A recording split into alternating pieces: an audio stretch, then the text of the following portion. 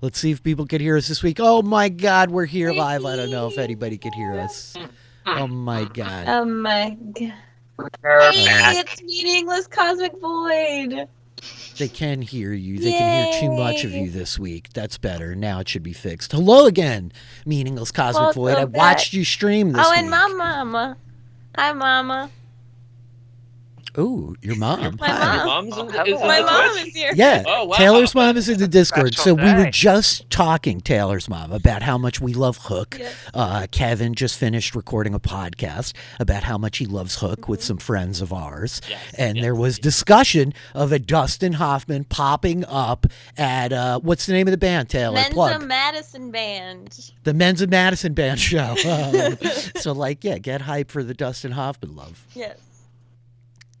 Not only is Dustin Hoffman awesome, but yeah, he's awesome as Hook. Just Yes. what a phenomenal portrayal of the Oh. character in that movie. So good. Magnificent with like the hair. I mean, all of it. It really was just like so stupendous. And we were talking about Hook like being at that perfect age for like kids, right? It was a kids movie, and like I was kind of at the top end of that age bracket, like probably like 13, right at the point of like getting a little too pretentious to enjoy my life as well as I should have as like a 12 going on 45-year-old kid. And but gosh, it's just so good. Like it immediately brings me back. I can remember my friend's birthday party where we like went to see Hook, and there were 8 of us in the movie theater like going mad for it at like 9 o'clock at night, you know. And Robin Williams is just so good in it. Like he's Extraordinary. incredible in that role, and like also just perfect casting, right? Because like that was one of the things we were talking about is just when you think of a person who's like essentially like the like the man child that was, right? Like it's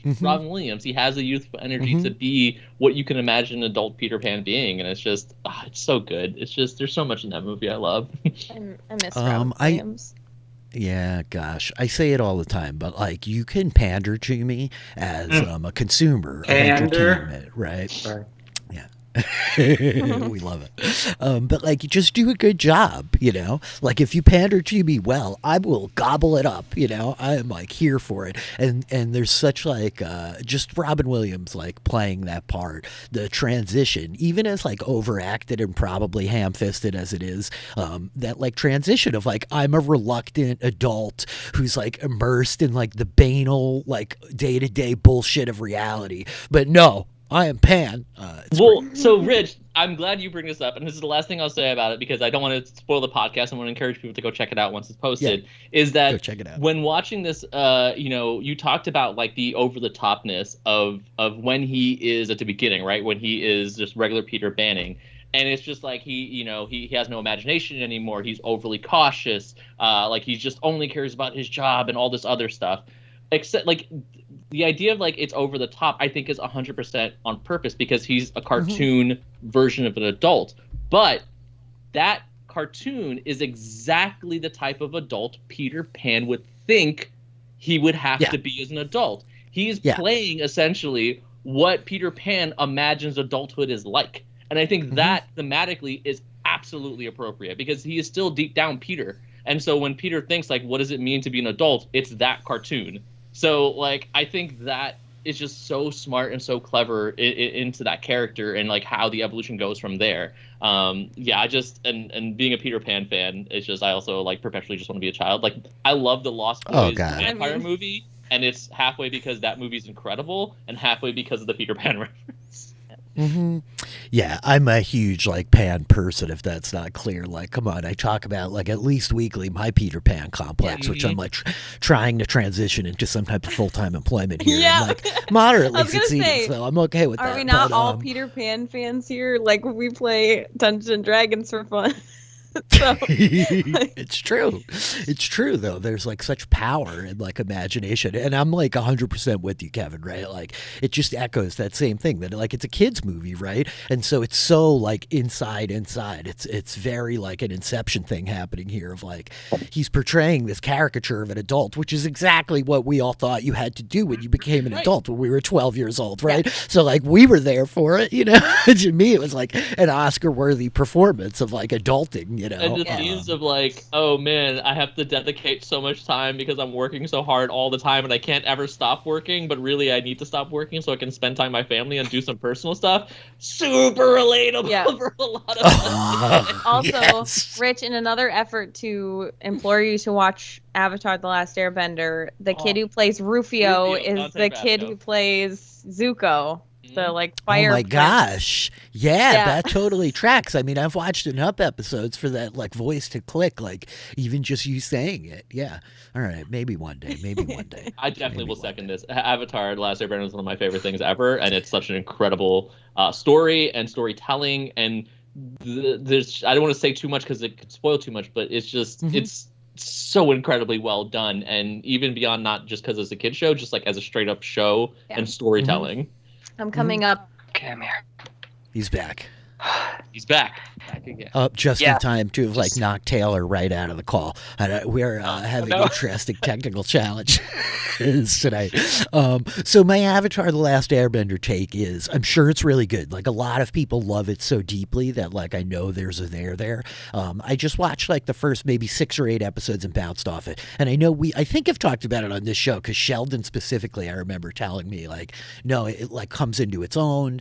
They like hit their own like pace, right? They hit their stride. And that was an experience I had watching Star Wars Rebels, where I like watched the first like 5 or 6 episodes and was like, it's a little like too juvenile. It's really scaled down a little bit for kids.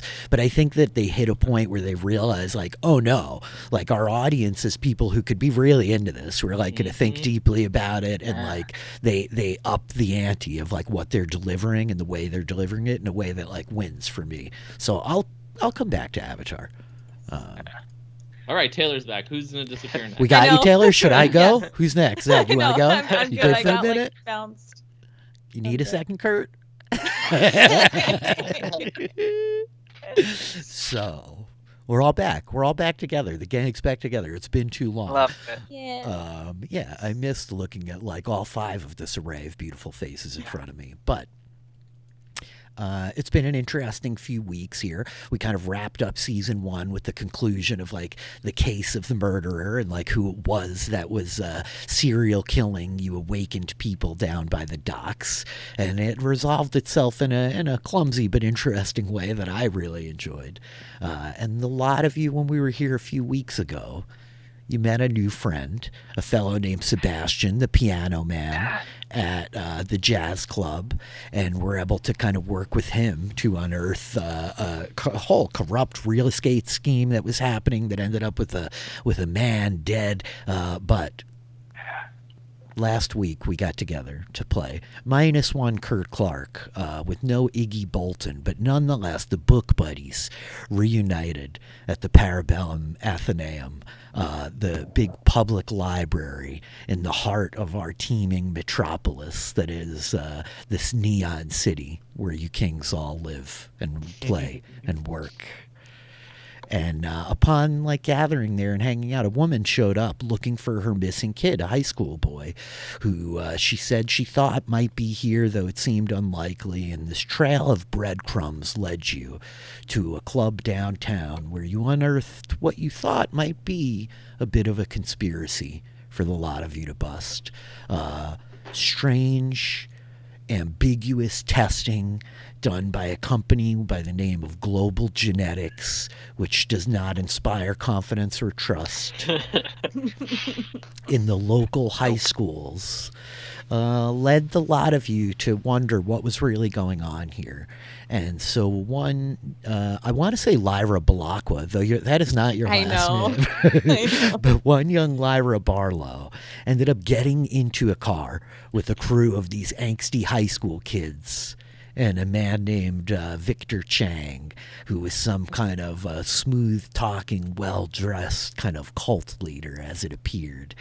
And with some of you following close behind, others making detours to get their hands on some weapons, you all ended up reuniting at a creepy junkyard in the industrial district, And amidst the like soft kind of perpetual falling of this coat of drizzling rain, the camera opens up on this junkyard where we see the many neon lights, the blues and greens, the reds and purples reflected off of the moist chrome and metal and concrete in this kind of graveyard of industry.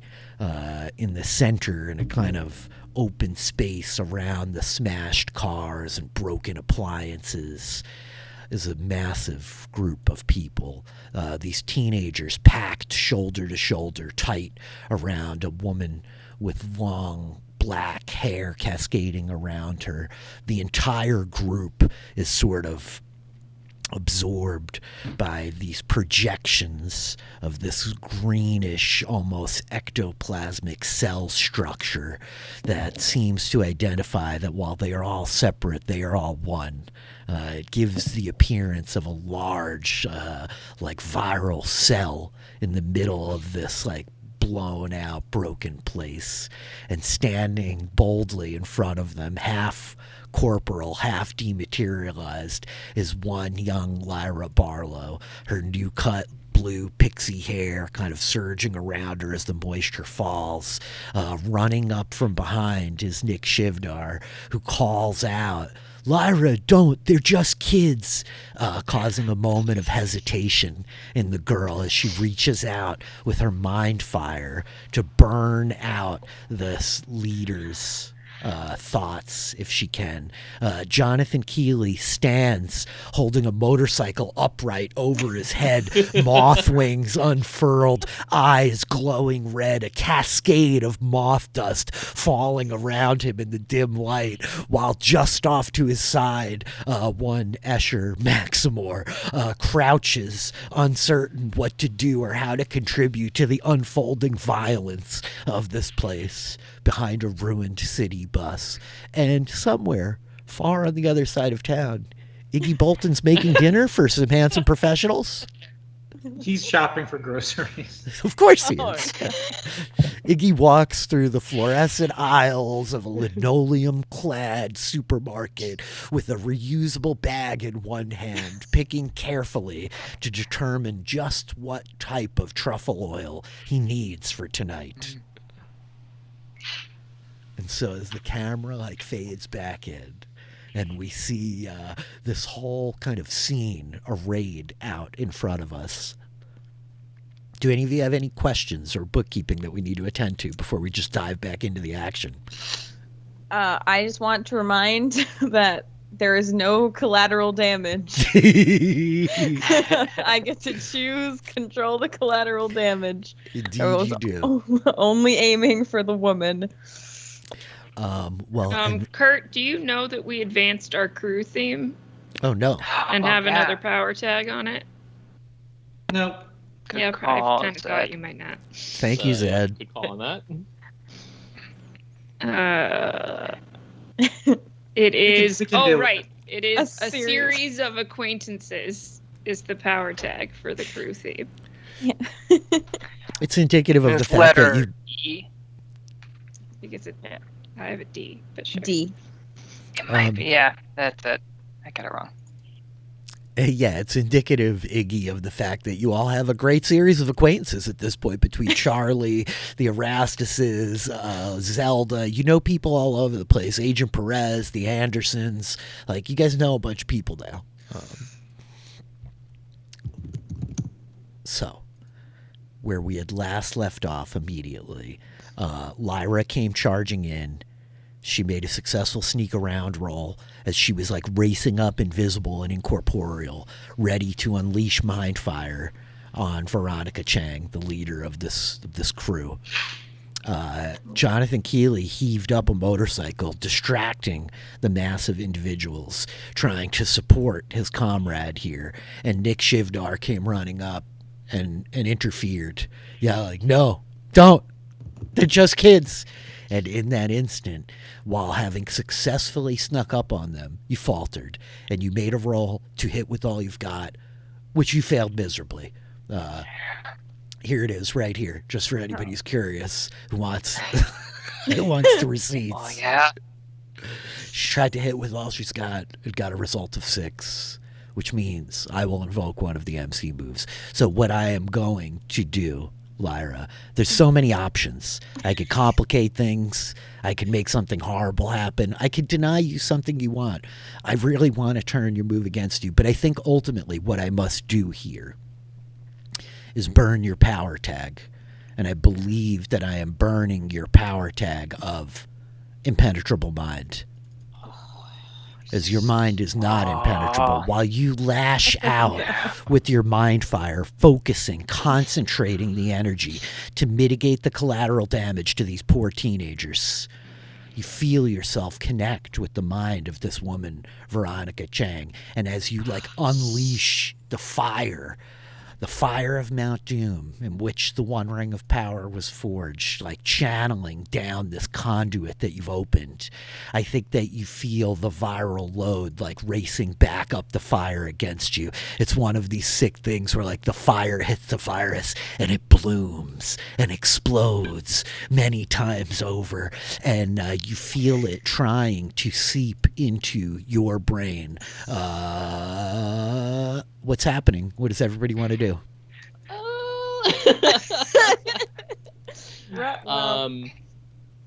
Yeah, I mean, as I'm running in, I could see so you said that this does look familiar to me because it looks like a virus, so that much hits. So I can tell then it's emanating from Veronica. So she is literally the nucleus of the cell. She stands taller than a lot of these people around her. And you're not sure if the effect is exaggerated by the kind of phantasms absorbing them. But it literally, these kids are massed around her 20 feet in every direction. And she stands at the center. It's this very visual identifier to Nick that oh yeah, it seems to be focused on her, emanating from her. Then Nick is going to get as close as possible and then have his knife in the back, pull it out, and throw it right towards Veronica. Oh, amazing. Nick heaves his knife. I think that's going to be go toe-to-toe. You're going to make a move here to try to throw your knife and stab this woman. And this will go, I'm sure, as easily and wonderfully as it did for Lyra. So. Oh, yeah, of course it will. Of course it will. Okay. You can do it. So I get the story. Okay, let's just do the regulars first. So I definitely get warrior instincts and anything can be a weapon. Mm-hmm. I can't use absolute focus because it's burned, which is unfortunate. I'm going to go with my good old getting the job done. Mm-hmm. Personality is not help here, but I will go with human anatomy to know where I'm trying to attack, along with diagnose the problem because it's a virus and I'm looking at where to hit. Mm-hmm. There's a lot of duress going on because there's children in danger. Oh yeah, we got duress for days. Yeah. Duress for days. So I think those are they. Do we still have the tag of Jonathan, the monster in the junkyard or whatever? But it was specifically him helping you with the right. help It was point, the help point. Right. So right. It doesn't apply to anything except that move you just did. Yes. I'm gonna help though, and I'm gonna. However she's moving, I'm gonna anticipate her movements and yell to Nick where she's gonna be. So I'm using my help point. Okay, and do you want to use your tight like that? You guys can use that one session where whenever you give or burn juice for a player, you get to burn an extra one once a session. I mean, I'll take it. I think might as well. Let's do it. Okay. Yeah. Because you guys are tight like that, so Escher blinking could see what's happening moments before it does out in front of this as it all plays out, and you begin yelling out to Nick as she's moving watch the kids, they're trying to block her. Sweet. Okay. Yeah, let's just murder this woman outright. So how many dice do you have, Nick? I lost track. Well, technically only 2 dice, but I'm at 8 because so that's 2 I get for Escher, right? Yes. Plus. Yeah. Yes. Yes. Plus my knife. Yes. So that'll make it 9. However, I do lose 2 because of out on a limb. which is still affecting me. You're still out on a limb, as Nick has a story tag, or status rather, that's affecting him. He's out on a limb. He's all alone. So you only have a power of 7. I hate to break it to you, but because of the human swarm barrier protecting Veronica, she has a spectrum of deflection 4. So you're losing 4 dice off the top of that roll. So that brings you from 9 down to what did we say here? 3 to a power of 3. I feel like helping him should make the out on a limb go down. That's what I think. I don't know if it mechanically can work that way, but that's how I believe narratively it should work. I narratively agree with you. Nick, you realize at least Escher is on the limb with you, though it remains to be seen. That seems a little... I'm still standing behind the bus. All right. Escher is behind the tree, but reaching out on the limb for you. So, yeah, you're rolling with the power of 3. Go toe-to-toe. Are you going to do anything else to me, or are we good? Always good to ask. Okay. I'm not going to hit you with any weakness tags. I don't think you pulled your own. We're in good shape. Okay, great. I'm clicking. Oh. No! Go toe-to-toe. No. Go toe-to-toe. So wow, Nick with double his what? instinct. Wow. Yeah. Anything could be a weapon. That's bad. As Nick heaves the knife and it unleashes Escher calling where they're gonna move.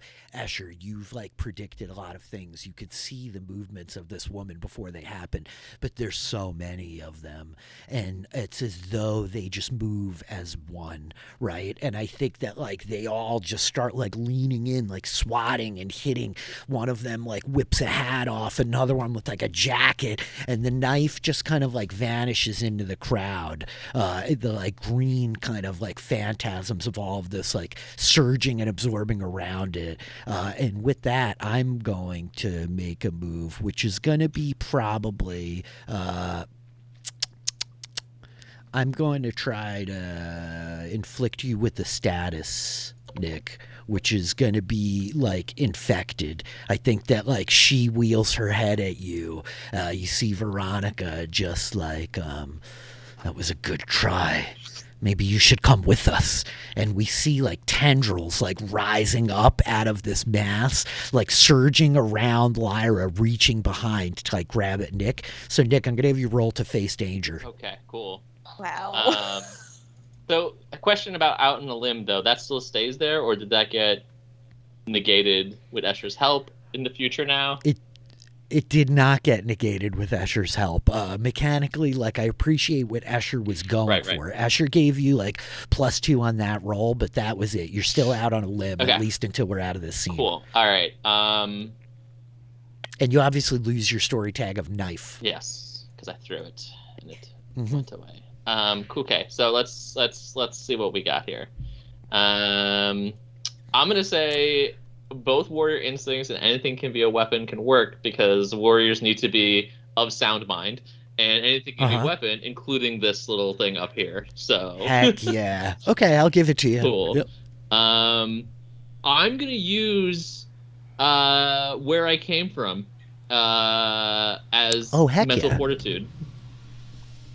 Yeah, I think that's really appropriate. You have a life, you have a family. You can't just be part of this hive mind. I'm a part of something else. Mm-hmm. Yeah. Sorry, I can't join your cult. I have a family. Yeah. Where's my wife? I don't have one yet. Much to my mom's upsetness. I've had a long day of talking. Words don't work anymore. I'm definitely under an extreme duress, I would say.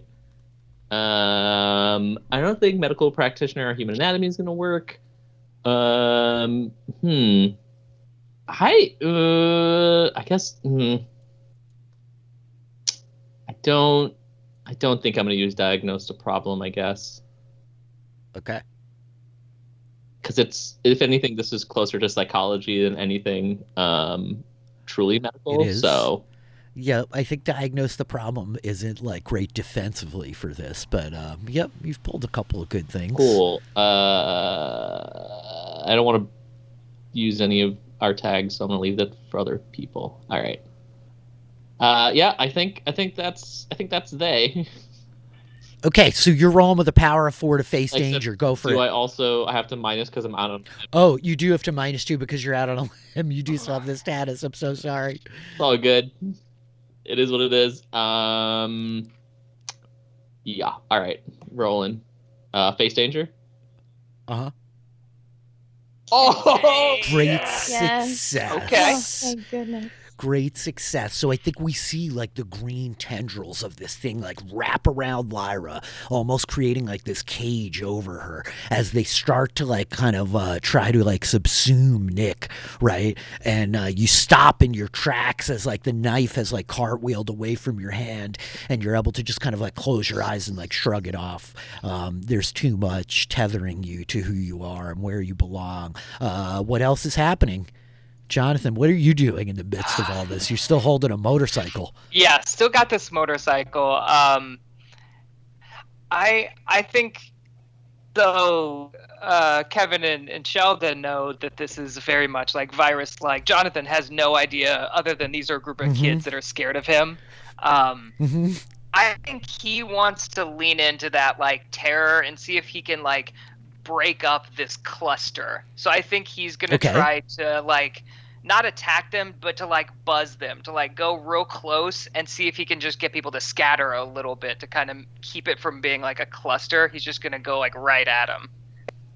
So this is great right here. So you have a couple of options in terms of this could be like go toe to toe in that like you could be like pushing them to just get them to do what you want. It also could be like a massive like convince roll where you're like threatening them with a status that they'll all take if they don't break up, right? Where like if you make the convince roll and they refuse to leave, you could terrify them. Or it could be like a toe to toe where like you're ultimately doing the same kind of thing. You could be threatening them with the status or a sorry tag or whatever.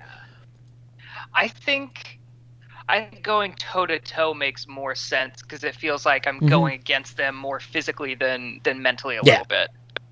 Yeah, I agree. You're being like very physical and very like kinetic here as you do this. So okay, what do we got here, Jonathan? As you're going to try to terrify these kids out of their cult? Gonna try. Definitely gonna use his giant wings and and I'm gonna do the wing bash. So like it's clear that these wings are trying or like capable of like attacking like a big a scary. It's not just that they're like flapping behind me. It's that they feel like weapons coming at them. And then also.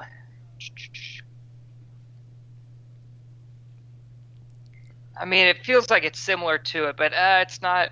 I can throw a punch, but I'm not really trying to hit them as much as scare them, so I don't know if that fits. I was going to say strength of a gargoyle, I think applies. Like you were just carrying a motorcycle, right? It could just be you like throwing it aside casually as you like, you know what I mean? Yeah, I like that. I think that fits better. And yeah, I don't see any of the other ones fully working. I think that makes sense. Okay. Yeah. And I don't think any of the weakness tags would make sense either. Okay, so that's +3 or a power of 3 for toe to toe. Yep, you're rolling with the power of 3. Hold on a second. Let me double check them. My infected teenagers. Okay, so you have you're working against their status. It's going to subtract -1 from your roll, which is that they're infected. Yeah. Sure. Okay, so overall power 2 then. All right, rolling toe to toe. Come on. Need the big rolls. Yes. That's what Great we got. success. Thank God. Great success. So choose 2. What do you want to do here? I want to. Yeah, I want to make them scatter if possible. To like, I want them to be separated. And then maybe could I also give them like a status as well? You can. I just want to point out, keep in mind, you block, dodge, or counter their best attempts. If you don't select that, I'm going to respond, right? So that makes more sense than it to get out of there, to get in and get out, as opposed to just getting swarmed by them. Yeah, so I think I want to try to scatter them is like one of the things, and then two, to kind of dodge and get out of there. Okay, excellent. So we just see like Jonathan Keeley, the Mothman, cast aside this motorcycle with ease as it like clatters, bouncing off the ground, and he leaps up, the moth dust like trailing behind him as you like zoom this group like pitching, right? The freaking wings like cutting through the group, almost like bisecting like this projection of like the cellular layer, right? It's like you are actually like cutting and carving away at this thing. And I think like as they separate a little bit, like a few of the kids like stumble forward, and some of them are like ducking away from you while you weave. A couple of them are like grabbing and trying to pull. You feel hands like drag off your legs, somebody like hooking onto your foot before it slips out. There's a flash of steel as one of them got a knife from somewhere, but you are able to kind of like, whoo, as you surge past the crowd, they're now like broken up and dispersed a bit. This like mass of this kind of projection having like broken up a bit, and a few of them are still clustered around Veronica as she now looks like panicked and completely like stressed by this, and turns like she's darting for one of the cars now that this whole thing's broken up. So yeah, what's happening with everybody else? What are you guys doing? So what's going on with me? You are, this is all happening like split seconds, but ultimately like you feel this shield, this like impenetrable fortress that has like entombed your mind within it, like crumble and break and fall as the like virus, much like you, are able to become like insubstantial in this world of real things. The virus like gives zero fucks about your psychic defenses, and like is just sliding right past them like they're nothing. So you're just like standing here as now like the crowd is like breaking up a little bit, and there's like a wall of kids kind of stumbling towards you, right? 8 or 10 of them like coming right at you. Great. I have an idea, but I want to see if Escher, or I mean if Iggy is gonna pop in. I wanted to give an opportunity before I do anything else. I don't know. Iggy, you've been grocery shopping. Yeah. I mean, have we called for him at all? Like, Not yet. He doesn't know what's going on. Not explicitly, no. I imagine, did you not read the book that week for book club, so you just skipped? I guess, yeah. Rude.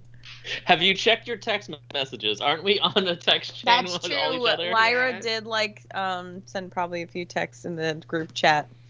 At one point, we said we were meeting at the junkyard. Yes. There true. was actually in the frantic moments as Lyra was chasing the car that she like wraith formed out of.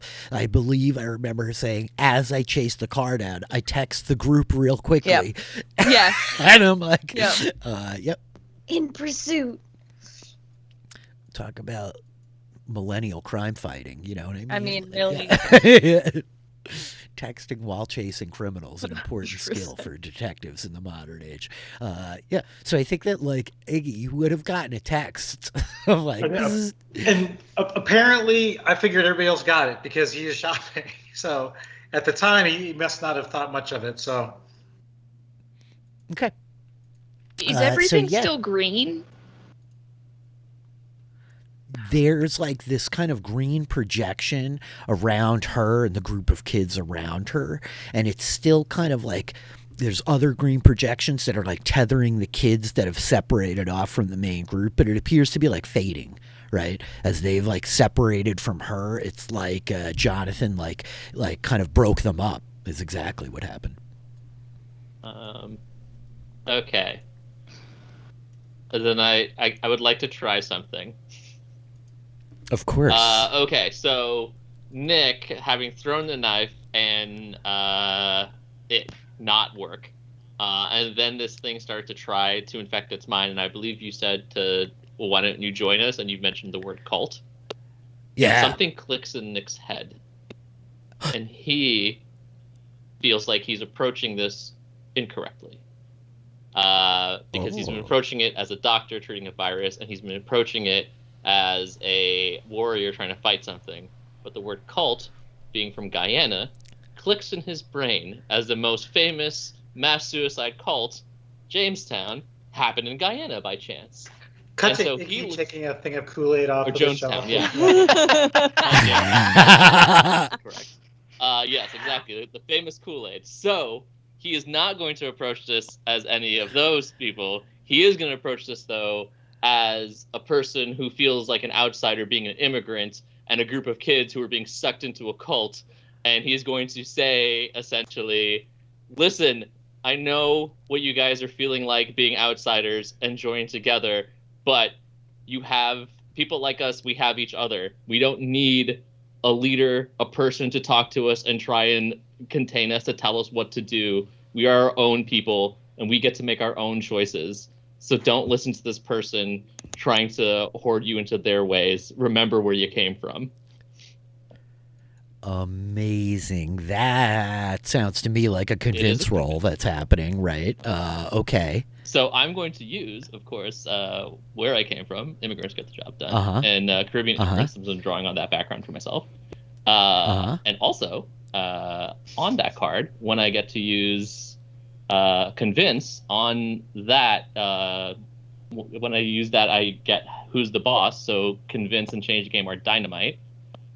Oh, excellent. I'm also going to use the bit of assimilated to culture, so I'm talking to them through that way, blending in socially. Because you're so punk like they are. Well, yes. I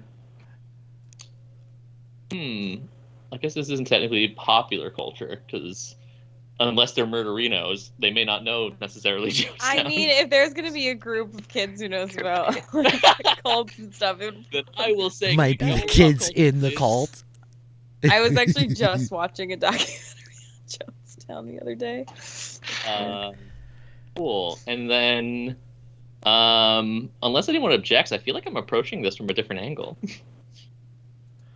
I think so. Go for it. I feel like you guys are approaching from all angles. Jonathan's flying around terrifying. Lyra's like standing in front of them like some bulwark of darkness. Iggy's looking for Kool-Aid. Yeah. Cool. And unfortunately, I still have this goddamn out on a limb. So Don't try and convince me to do things. Yeah. Learned your lesson. You do, So punk you rock. do have that. I really did You learn my also- lesson on that one. You also are facing their status of infected, which is like got a -1 on your roll. So you are rolling with whatever your power is, -3 in total. All right. So I'm rolling with 4, still pretty good. I'm gonna make sure there's nothing else. A lot better than a don't 9 forget to reduced to 3 somehow. I know. Yeah. It sure is. And don't forget to click your dynamite. So if we roll 12 or higher. Oh, I'm gonna. Extreme duress. I would say it's definitely still happening here. Okay, sure. Is it not? We're duress for very tight days. Circumstances. Okay. Yeah, duress for days. Yeah. Yeah. Really? Yeah. And then so I just click this dynamite symbol, right? Yep, you want to make sure that's selected, and Okay. because we have awesome character sheets. Okay, cool. Let's see what happens. Oh, here we go.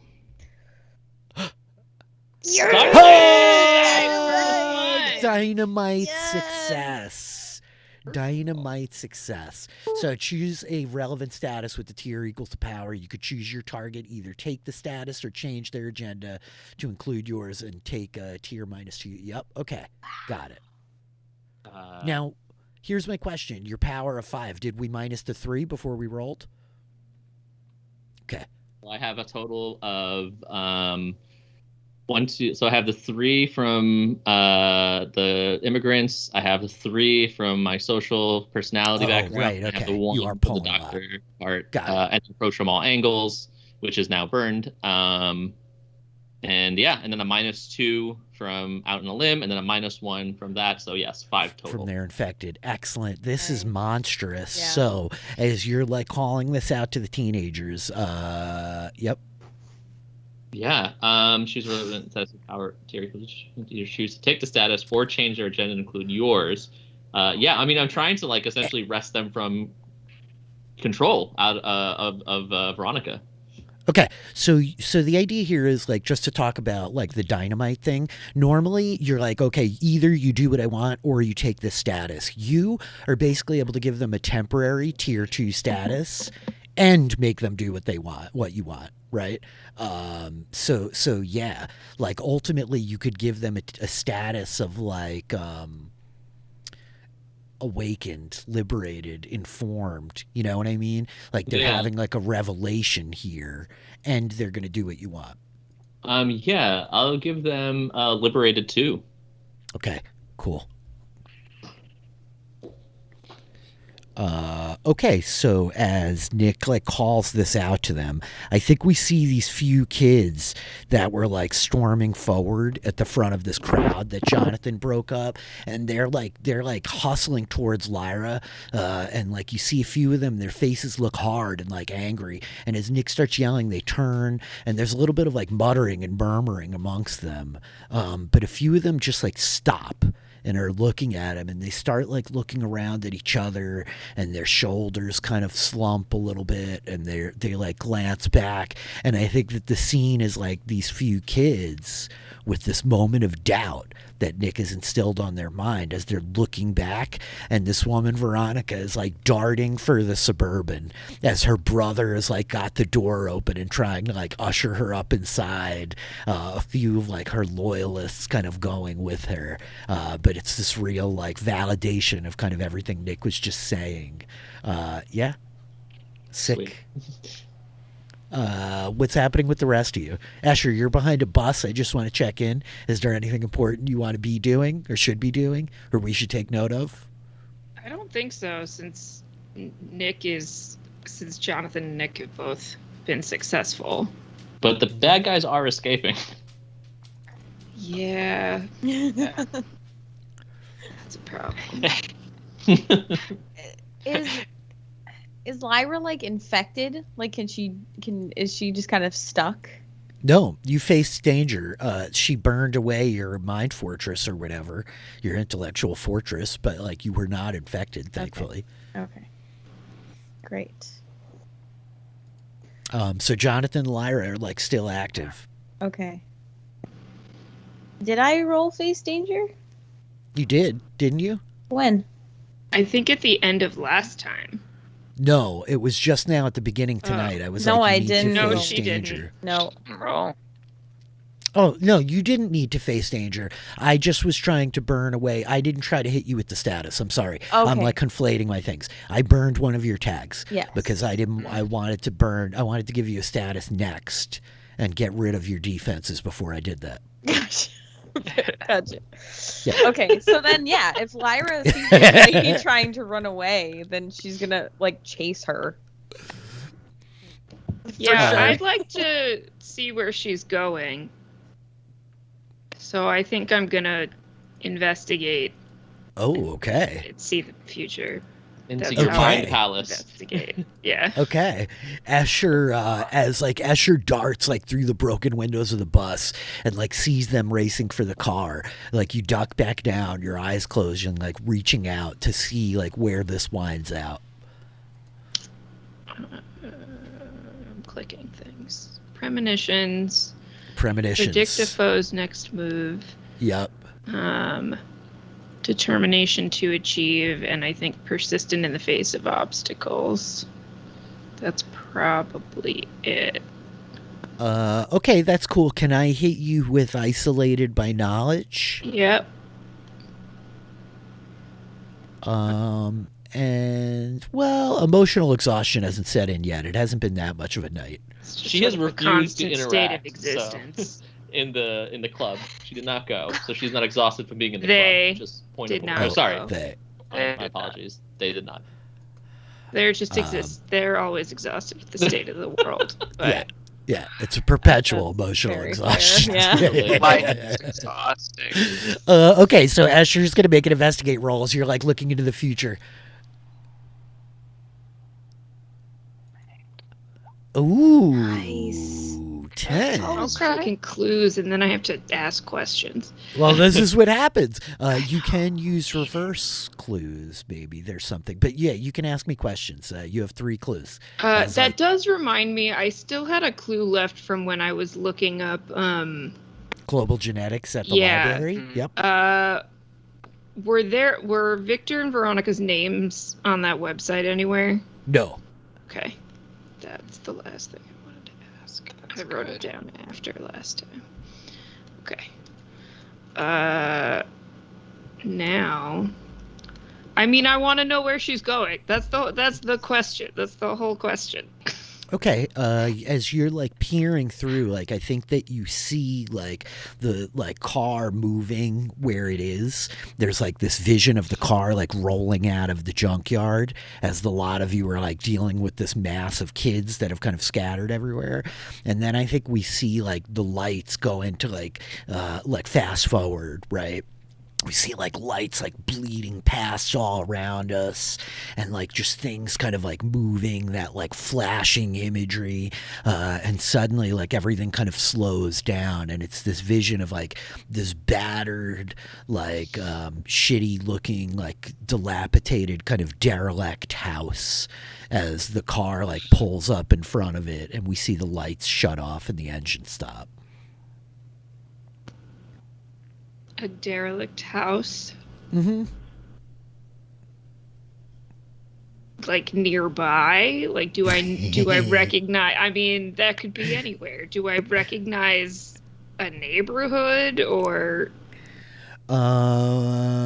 Yes, I think if you spend a second clue, at like the second clue is kind of like the image like visualizing out, you begin to like pull back further away from the house and we see the block of like all these battered houses and the camera like turns pivoting and we see like the street sign at the end of the block, right? Of like, oh, it's 12th Avenue and the number on the front of the house, so you know exactly where it is. Okay. And are there other people there? Yes, as like then like the camera's like twisting and we see the street sign at the end of the road marking where you are and like just out of the on like the peripheral we could see the front door of the house. We see the numbers on the door. Right, and you're like, oh, okay, we know where we are, and then the door opens, and I think you see a handful of kids like step out of the front door of the house onto the porch, where they're clearly waiting for these two. Oh boy. Okay. Yeah. So So those are your Escher 3 will tell clues. everybody, like, I know where she's going, and there's more kids there. Like, we gotta hit it. And Lyra, you were trying to like race down the car. What exactly are you trying to do? So I think what Lyra will do is try and do like go invisible, like pull away a little bit and then try and like if she can get to the car fast enough, like I don't know. He was holding the door open, wasn't he? Yeah. Like get in the car before she does or after if he's like if the door is open, I'll try and get in the car. Or just throw herself in because she can go incorporeal. Throw herself in the trunk or something. Kitty pried it. Yeah. Okay, I think that this is a take the risk roll. If you're just trying to throw yourself into the car, like that's all you care about, I think that you're performing a daring, risky, or an outright stupid feat. So you get to tell me what you have for your power and roll plus power. Okay, so she's going invisible. Mm-hmm. It's going incorporeal. It's dark, right? Yes, dark. yes. You've asked that every single know, time you've every rolled. It's time. been the same 5 minutes for the last like 20 rolls, and every time you ask if it's dark inside. Oh no, the sun came up in 1 minute's time. That's how fast the sun rises. I just have to be sure, you know. I've been thinking about that all week. It's Taylor asking if it's dark outside. That's so funny. Nimble. Okay. Stealthy. Yeah. Okay. Right? I Okay. thought you said selfie. I'm like, what? Selfie. Selfie is my weakness tag. I have to take a I selfie have to whenever I do take a- something cool. God. Oh no. Kind of loved that though. That's yeah, right. I mean, can I you think that makes imagine? sense. There's definitely If a you person like in the city. evolve your whichever theme that is, you should add that weakness tag. I think that's really funny. It is definitely very, very funny. Okay, so you've got 5. Yeah. Are we pulling any of your weakness tags, I wonder? Overconfident, maybe. Oh, yeah, that feels very Right? Like accurate. that. Yeah. Yeah, that feels right. Overconfident, pretty typical. I think you are also coming up against the fact that she does still have part of this like swarm of people around her, though it's not nearly as big. I think that you're pushing up against a status of 2, which is that she's like protected by these people. So you lose another -2 for that. Okay, so 2. Mm-hmm. All right. What is it? Take a risk. Take a risk. All right. 9. Oh, so close. Hard bargain Or an ugly choice. choice? Yikes. Don't like that. Gosh, a hard bargain or an ugly choice. That sounds like a taskmaster. Indeed, it does. Bring in your ugliest choice. Stories. Oh, I was gonna say it sounds like The Genius. Kevin, have you watched The Genius? I haven't. We gotta we- watch we- The Oh Genius. gosh, we I should. feel like we do talked a Then whole you're show gonna about love The that. Genius. What I think Best happens reality here, show. it is the best reality show. I think the hard bargain or the ugly choice is you can like get into the vehicle, but they are gonna know you're in the vehicle. Yeah. And I think that the hard bargain or the ugly choice is like, do you go with them and they know that they have you, or do you stay and let them get away from you?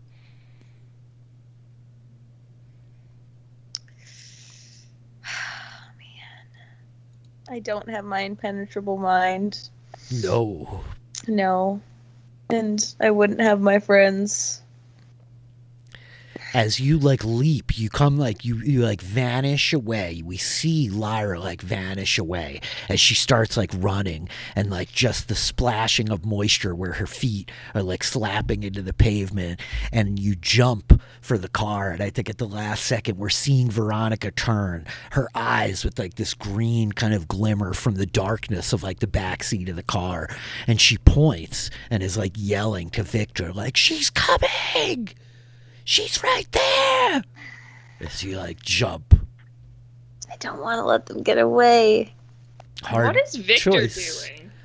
He's like trying to get into the car, right? He's holding the door, like about to like get in himself, as he like at this last second while Lyra's jumping, the car's starting to move. It's all happening at once. Jeez. This is rough. That means I did it right. Yeah, this is a hard choice. Because like everything in like Lyra, she's like angry, she's so pissed, there are kids in danger, there's no way she can let these people get away, but she knows she's a huge disadvantage. But she is overconfident and hot-headed. Oh man. I think that she like slows down. I think she slows down. She hesitates at the last second, Yeah. this huge like moment of conflict internally. Can I ask, is this Lyra like making a hard I choice? think so. I'm trying to think. Like, I think it's Ooh. Because like you have these two questions: what else wanders unseen, Yeah. and what threatens my power? I mean, these people. So these are both like mysteries that like what else wanders unseen? What's up with these people? Because they seem to wander like unseen. Who knows how many other kids are infected that like you have no clue. And it seems like they might threaten your power. And so letting them go might be making a hard choice here, though that's a you thing, not me. It's hard because I think it's a hard choice, but it's almost like, yeah, I'll have to think about it a little bit because No, I think it's yeah, great. You it's should think either about it. like it's either one of those. It's either her just kind of them going against what she doesn't know, or yeah. But I'll think about it. for a sec Okay. here. Well, so and I think that what we see is that like the car is like like debris and kind of gravel kicking out from under the back wheels as Victor like pulls himself in the back seat, slamming the door closed, and the car like wheels in between this kind of like stack of rubble, like racing into the junkyard to get away from the lot of you. Well, there's still somewhere in the range of like 20 high school kids like standing here in this scene with all of you. Yeah, what do you guys want to do? At this point, I'm assuming things are converging. So like, Lyra slows down, lets the car get away, then walks back, and then at that point, I assume Escher probably reveals that they know where they're going.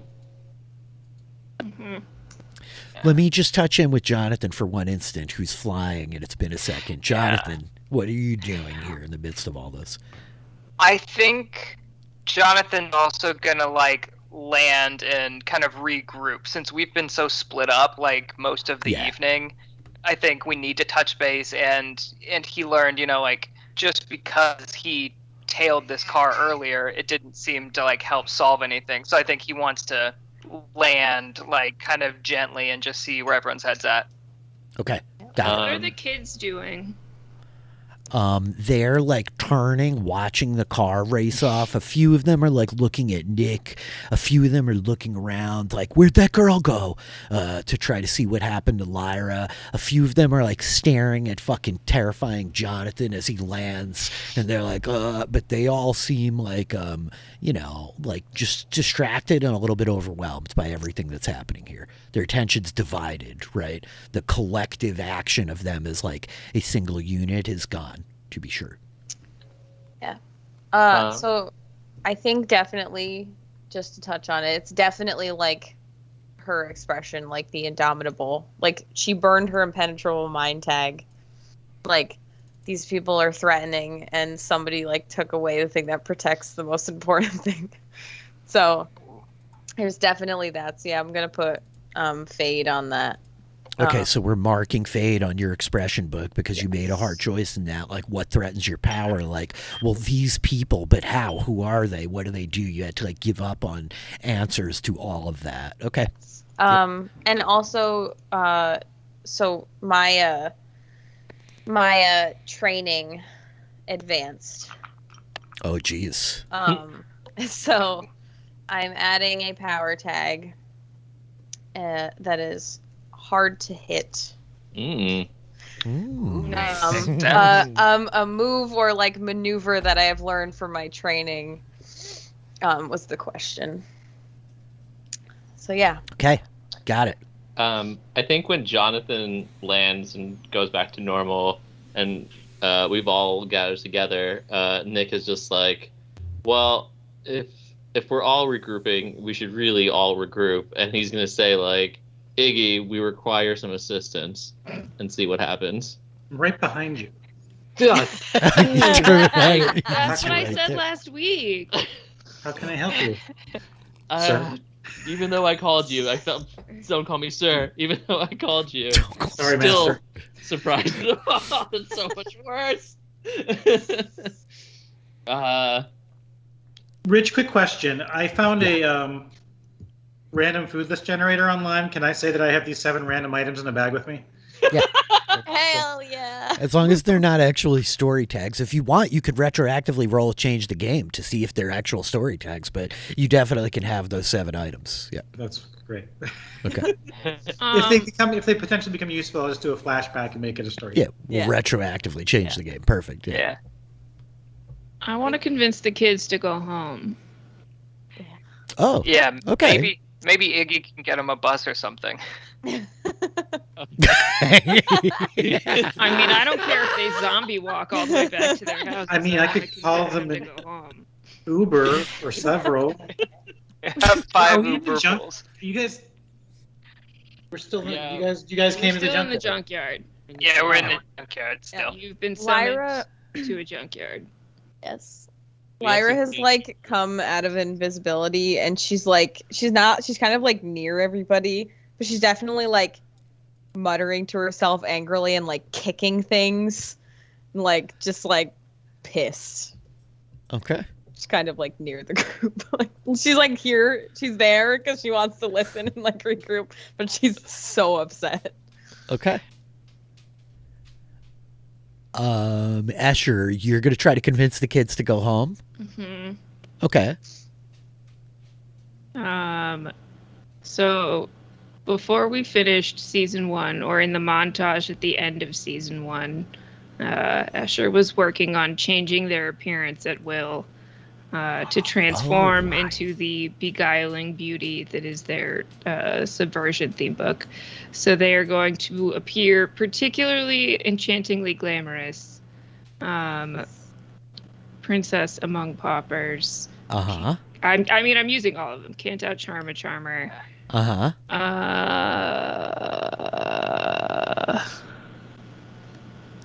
I think determination to achieve. I want them to go home. Okay.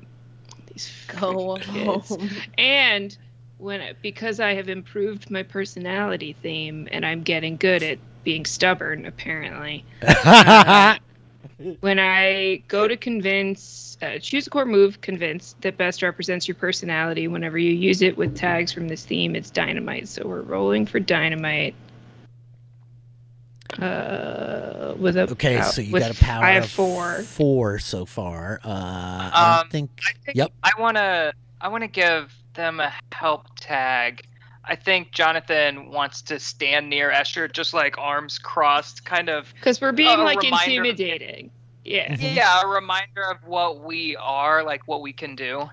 Mm-hmm. Okay. So you're burning a juice. You're giving Escher essentially like the status of what are we calling it? I mean, I think it is intimidation because, like, Okay. I think it is like, or like, because like they're going for like imposing beauty of Mhm. like these are a bunch of like scrawny teenage idiots, and Escher is an adult transforming into a beautiful woman and is like, go home. Right, and I have a terrifying gargoyle moth person behind Yeah. me. Yeah. Okay, Yeah. so And it's all these, intimidating. and all these I'll stupid unleash boys are like, this. yeah, okay. Yeah. And this is is the my goal. friend. Yeah. Okay, I am cool. beautiful and I say go home, and my scary friend also says go home. So go Cool. home. So you get a power of +5 on this roll. It sounds like. Heck yeah. Yeah. I'm trying to add it. Rich, quick question. Sure. Just Is Derek with them? Derek is with them. Derek is here. Maximum Right. Derek. Yep. Maximum Derek is here. send Derek back to his void. And Michael is here Um, also, right? Michael and Derek. Michael was here, though. Michael seems to have ended up in the car. Ah, Of course, jeez. he's important. Yeah, he Michael is. got away. Okay. Okay. Click the dynamite. Okay, so Asher trying to like convince. What does Asher say? What's the content of the speech? I don't think it's a whole big speech. I think it's they like become seemingly like taller and like almost glowing. Mm-hmm. And all they say is like, go home. And Okay. either it's going to work or it's not. Okay. And I love it. relying on their looks has not worked ever previously. Just giving them a complex, and it is mildly successful now. So Okay. Okay, so this is a mild success, which is pretty hilarious because you get to threaten them with a status of tier 5. yeah, which is no joke. So- flawed. What are we doing here? What does this look like? Essentially, like you just like go home. What's the like? If they don't do it, then what happens? I mean, I think it's like intimidated because Okay.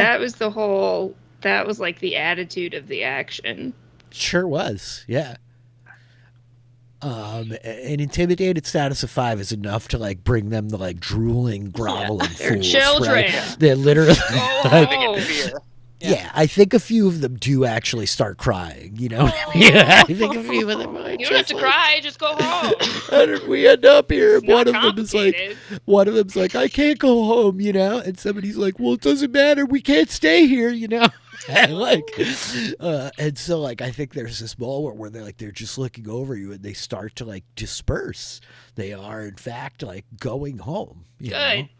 Nick is going to also point to Derek and be like, hey, and you, and I know this is going to be ironic coming from me, call your Me? mother. Okay.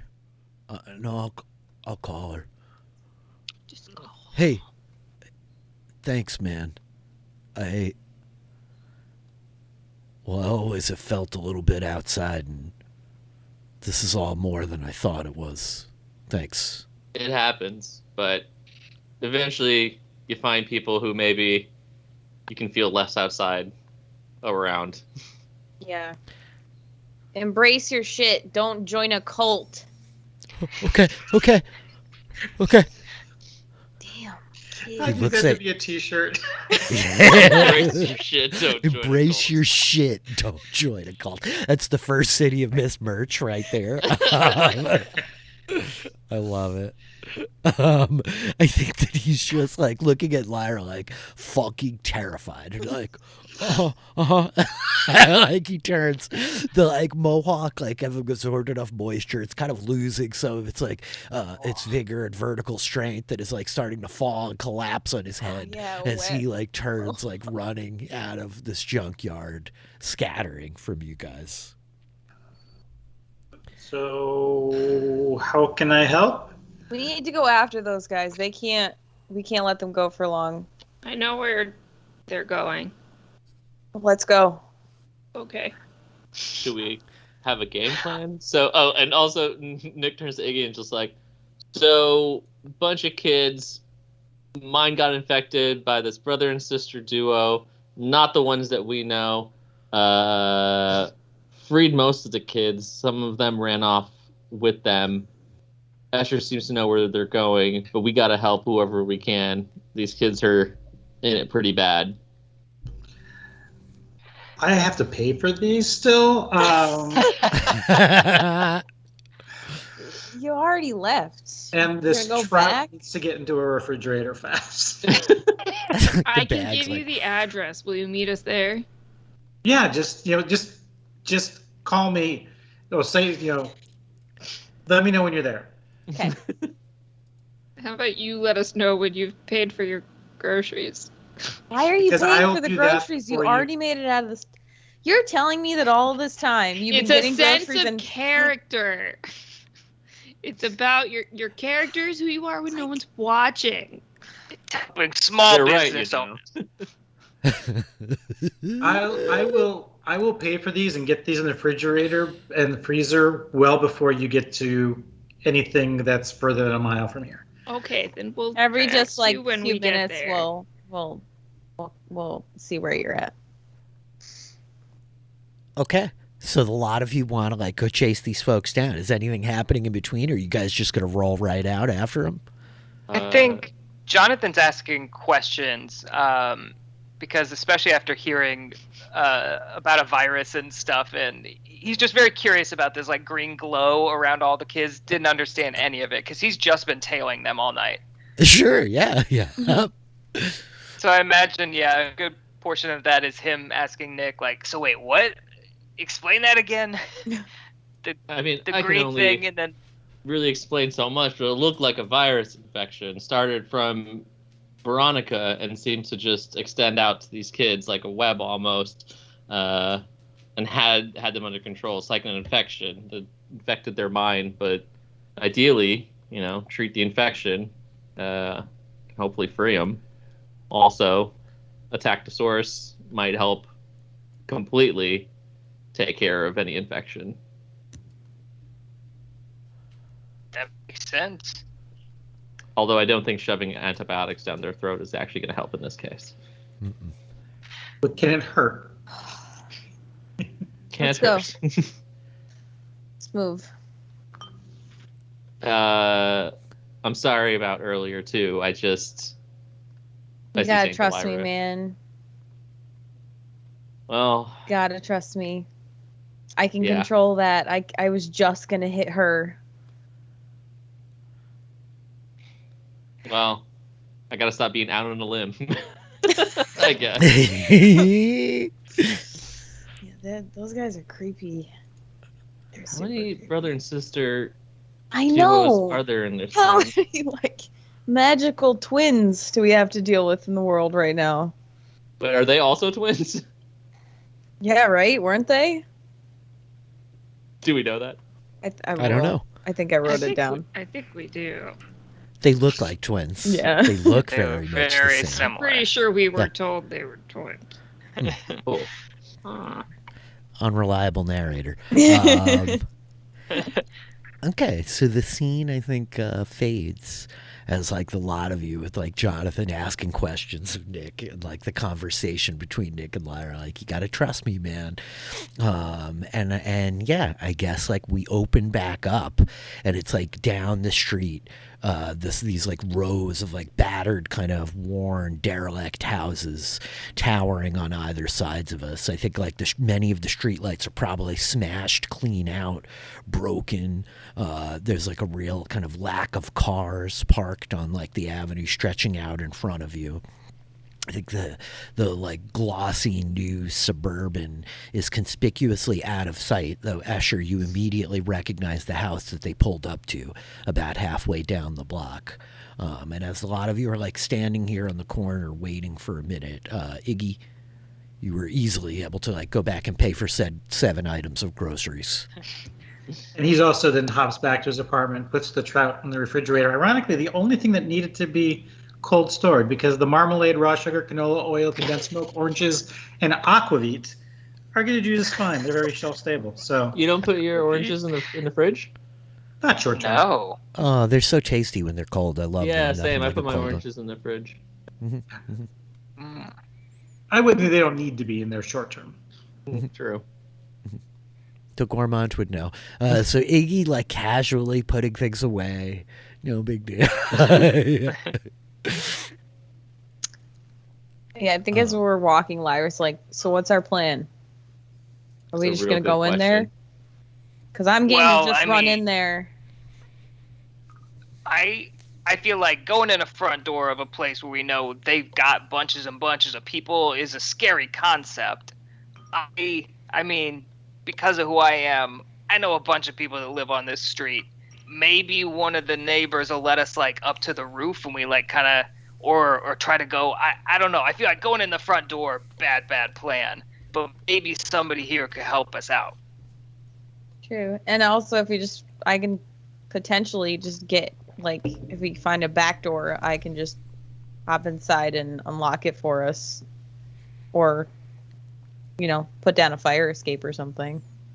Or Iggy's already inside and just opens the door for us. It's I'm true. right behind you. Every Sir. time. How's the trout? Oh, great. It's cool. Well, it's going to be better when I get done with it. But Well, I'm glad you got it refrigerated in time.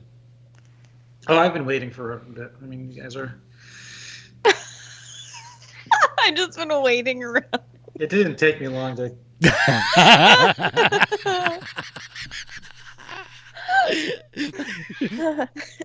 But I brought everybody orange slices.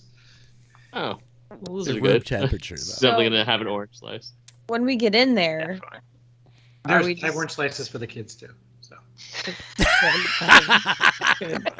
Amazing. That's great. I mean, should a couple of us take the brother, a couple of us take the sister? Like, Have we seen the brother do anything? Do we know if he's? I mean, he's like definitely a recruiter. Like, he grabbed me in the club. Like, you saw it, Nick. Like, Yeah, I just meant in terms of like, if we think he has any sort of if I remember things like us. correctly, he gave off a big aura when I was in the car with him. So then, do we think did they the same thing, or do they do two different things? Like, if he's making the aura, what's she doing? There's definitely, Victor definitely has power, but there wasn't green coming from Victor. It was around the kids. But there was definitely power coming from him. So he must have something else going on. I wonder if a situation where they work in conjunction, one of them weakens the immune system, and then the other one takes it over. Just a theory, obviously. I haven't really dealt with real life infections or viruses of people in this way. This is all very confusing. Yeah. Aren't you a doctor? Yeah, I mean, I know how that stuff works, but this is different. I mean, we're going off theory that it's some sort of like infection that works in the same way as it does in the body, but we don't know anything about how these guys actually work. I mean, I know my, physical body, but earlier today I accidentally ripped a steel door off its hinges. Technically shouldn't be able to do that just based on physiology. And looks over at Jonathan. I don't even know where to get started on that. Well, we're really not that normal, Yeah, so can't really go off of normal standards for us. Yeah, I feel like we're our eyes are all opening up to what science can do. Science and magic are one and the same a bit. So just because you've only practiced it on humans, time to think bigger, my friend. Yeah, I mean, this is clearly some sort of. I mean, I can't defend myself like my mind anymore. I don't know what she did to me, but like I can't. I don't know. My defenses are down, so that's concerning. So there's definitely something there. But I guess I mean, consider us your immunoboosters. We'll have to do the defending for you. listen, I'm just gonna apologize beforehand because if we screw up in there, I'm worried. What are you apologizing for beforehand? And if I get like infected like those kids, if any of us do, that's not gonna go down well. So I'm sorry if anything happens. But I'm trying to keep the collateral damage to a minimum. But yeah, are we just gonna go in there and attack them, or are we gonna try to like convince the kids to run? Are we gonna try words or fists? I mean, it worked once before. Are all these kids missing kids? I don't know if they're missing, but We know one of them is. One of them definitely is. Well, hopefully not anymore. Can I mean, no, say it, Kevin. Yes, Well, Kevin, you have a mischievous look on your face. I do have a mischievous look on your face. Indeed, he does. As we're talking about, as they're talking about like our mind being vulnerable and all that stuff, Nick is gonna have a flashback. Yes. To his younger days and his parents, who, being of the religious sort, also encourage peaceful mind and meditation. And so, clearing up your mind, fortifying yourself and your mind, and try and remember that so he can pass that information as best as he can off to his friends to try to juice up a little bit of mental defense on everyone before we walk into this death trap. Okay, so you're using a flashback to like legit like flashback to the speech that your parents gave you before, and basically you're giving yourself juice that you want to spend on a story tag for all of you guys. Mm-hmm. Okay, that works. I'm down with that. So what's the story that you're telling them of what your parents told you? So my parents are pretty religious, and Hindus, we tend to pray for a while, sometimes in the morning. It really involves a lot of like thought and strengthening your mind and dedication to yourself and your inner being. So they're telling me about that. I haven't really done a lot of it, but bizarrely seems to be relevant now, and I guess I really should pay attention to my parents more sometimes. But I think if we follow that idea, maybe we might be able to at least give ourselves some sort of defense, concentrate on something important. Hindus usually would concentrate on the thing that they're praying for or a goal in the future, and then recite the prayer over and over and over again in their head. So that might be something we could do. You don't have to recite a prayer. A song might work. Maybe a classic oldie like Watermelon Sour or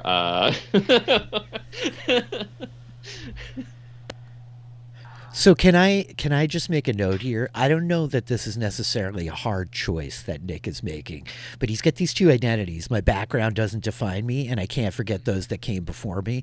And I feel like they're interacting in a very interesting way here, because you're like, my background doesn't define me, but actually the most important tool that all of us could have right here is this thing from like my cultural background that I very bigly rejected, and you can't forget those that came before you. While you're like telling this story of like my ancient tradition and the culture of my peoples can offer us great strength, but that doesn't define me. But actually, we should ignore what they do and let's sing oldies together. There's like a lot of interesting things happening here about like what does define you and you. Watermelon sugar. Yeah, Zed, I did. Okay. We got it. I mean, I typed it to you in the chat. I didn't call you out loud. You did that to yourself. Oh, Said such compassion. So I'm just making note of this, Nick, as this is all playing out of like, I don't know if there's a hard choice being made here about one of those identities, but that it is, because like at a certain point, the other thing I think that just narratively embracing more of my past is also gonna crack my identity, because that will lead to becoming more of the goddess, of war, because that is directly my background. So as my identity falls away, I become more of that. Embrace your inner so goddess, Nicholas. There is this, you can't forget those who came before you, but also like, don't really worry about it. Let's just do a whole new thing that's much more pop culture and mainstream and like cool, right? Yeah. So I think I'm going to crack on a cliche then, because it is a choice. Okay. I dig it. Cool. And then the other thing I just want to note before we dig in further here, the duration of statuses, unless otherwise noted, they're ongoing. They remain in effect until they're removed or until the conditions in the story dictate they've expired, right? So statuses can vary greatly. Whether or not Nick still feels out on a limb, I don't know. I don't know that he does, per se, after all of this. Here you are again. The gang's all back together. For as much shit as Escher gave you, they are here. They like called out help to you in that fight, right? So I don't know that endures, per se. Sweet. I will take it. I no longer feel your tags are still burned, unfortunately. I'm sorry about that. That's fine. But yeah. Cool.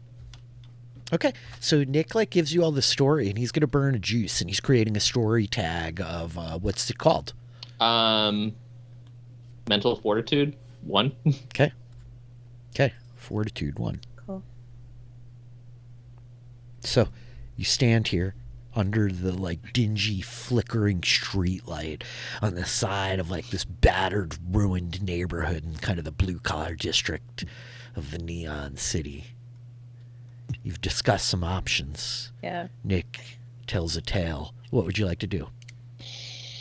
Are we going to talk to him first? Try and talk to the kids? I think so. Ooh. So then should we just walk in the front door? I mean, we can't unopen a front door. I'm just saying. If we do that, they know we're here. And we are in their home. Could a couple of us come in through the front door and a couple of us come in the back? Rich, could I retroactively have picked up a story-tagged carving knife from my butcher block before I went here?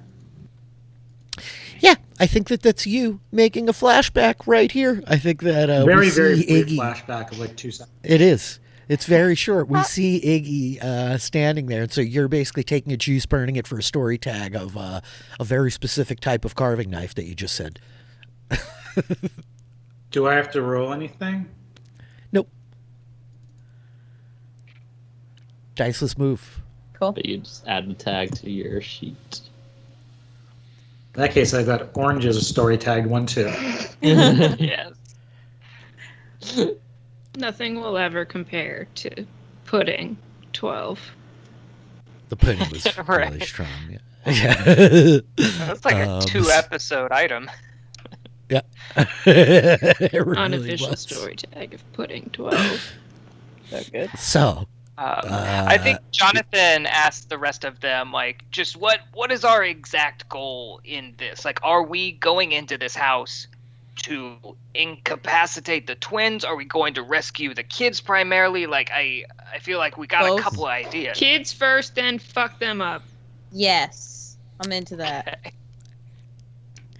I'm gonna agree in that succinct way of putting it. Yes. Let's do it. Escher's being drawn into this web of violence slowly but deeply.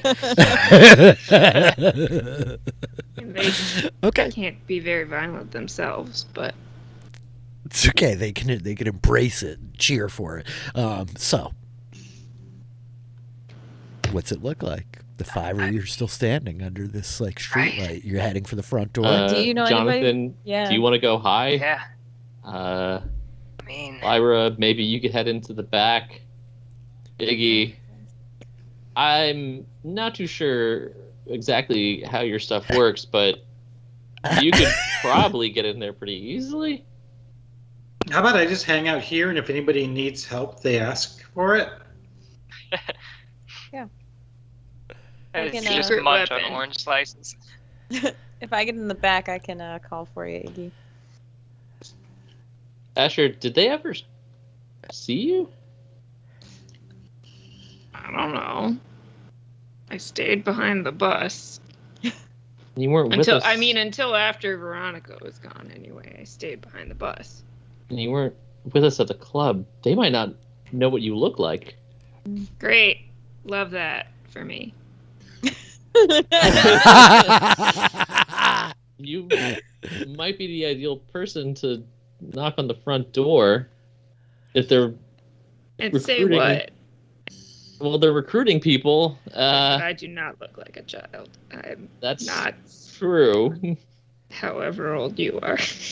Children over there. Hey, You do look like a people. I'm a professional adult. A professional adult. Nothing screams adult like saying I'm a professional adult. If you have to declare it, it's probably not true. Well, Okay. Is this it? Is this the team splitting up? Does it mean Asher Okay. and Nick are going think through the so. front door? What's This is my take here. Asher and Nick are going to the front door. Yeah. Lyra is going to skulk around back. And Jonathan, are you going to the neighbors, Jonathan, or are you going up over the place? What Yeah, are you gonna do? I think I'm going to avoid using my wings right now, just in case they're kind of on the lookout for me. So I think going with Lyra and using my knowledge of like the streets and these like neighborhoods to see if like I can find either a fire escape or a neighbor's house to be able to kind of get as high up as possible and enter from like the roof or a high window. Okay, dope. So I think that sounds to me like the first thing that's happening here is Lyra and Jonathan are going to try to sneak around, right? Yeah. And Iggy like hanging out surreptitiously at the corner waiting for somebody to radio in for help. And by radio, I mean saying his name out loud with their voice, while Asher and Nick once again are like, wait, so what are we doing? And they're walking down the street towards the front door. Maybe Yeah. we're door to door salespeople. yeah, for sure. So yeah, Lyra Yeah. or Jonathan, whichever one of you wants Is to go it first. the- Go for I it. will go first 1880s? because if I succeed, I can just Jehovah's hide Witnesses. Jonathan's actions as well.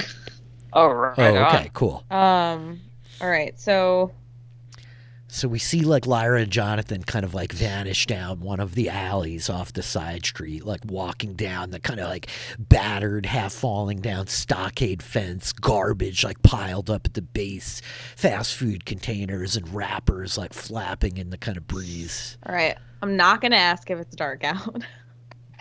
It is dark out. Invisibility, incorporeal.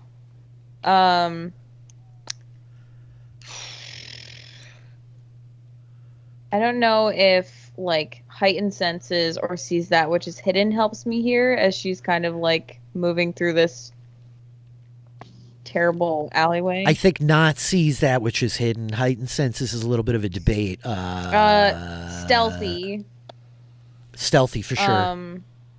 And another reacher is kind of like nimble. I don't really know because it depends on how much we're having to like move around stuff and jump over things. Yeah, it's like less about you being like nimble and creeping. I'll give you heightened senses. That's fine. All right. It's because it's more about you being like aware of who might see you and where they might see you from and all that kind of stuff. Yeah. I don't think I'm hitting you with any weakness tags no clear sense of leadership. We can leave that hanging for now. Hot-head, overconfident.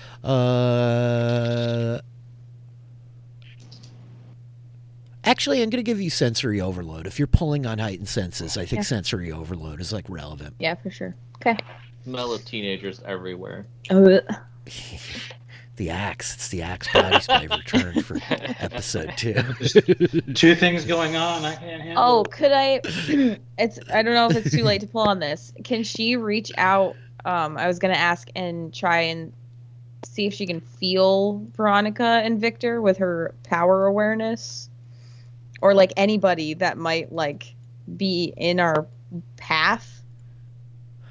I think you can, but I don't think that fits for the sneak around. Okay. I think that's like more investigate related. Yeah. Okay. So sneaking around. 4. Yes. Excellent. 11. All right. Everyone that should falls for it falls for it. And what else do you have going Jonathan on? doesn't have to roll. Which is why. It is my Under the Wings of Darkness. When I sneak around power tags from this theme on a 10 plus, I can use my powers to hide or mask the actions of another character in the scene.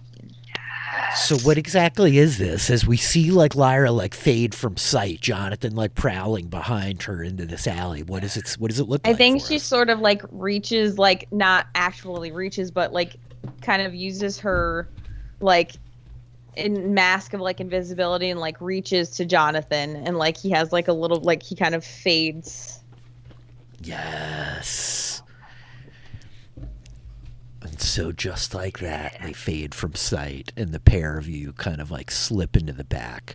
I think you could see there is like an old staircase leading up the back of this place, right? They're not quite like row houses. They're separated from one another, like shoulder to shoulder. There's these thin alleys going down, but they're like very old kind of wood-built houses, right? They could be like multifamily homes sort of a deal. And there is definitely like a staircase leading up to a small kind of ratty porch on the back second floor, as well as a door right into the back on like a stoop, you know. So 2 entrances here in the back that you guys see.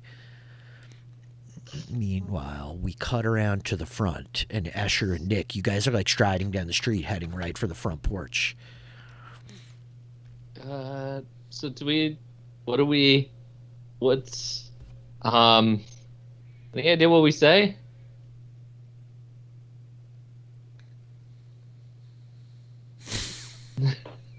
Go home. Worked once before. That did seem to work pretty well previously. I guess, worth a shot. Might work again. Okay. All so right. the pair of you like stride up these front steps onto the porch. You feel like the boards underneath you sag and kind of creak as you walk across it, right? There's no like Who chairs. owns It's this very place? empty. Exactly.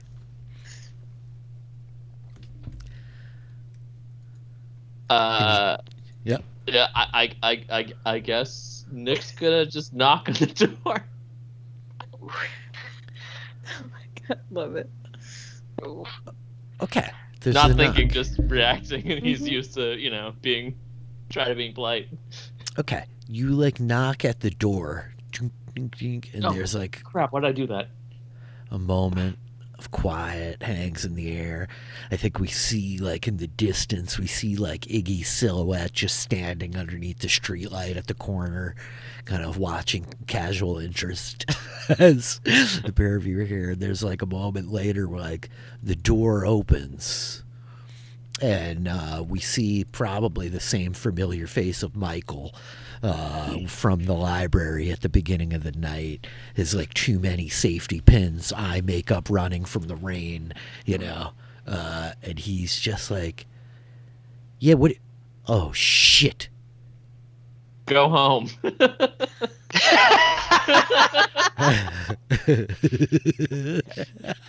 Sed's killing me right now.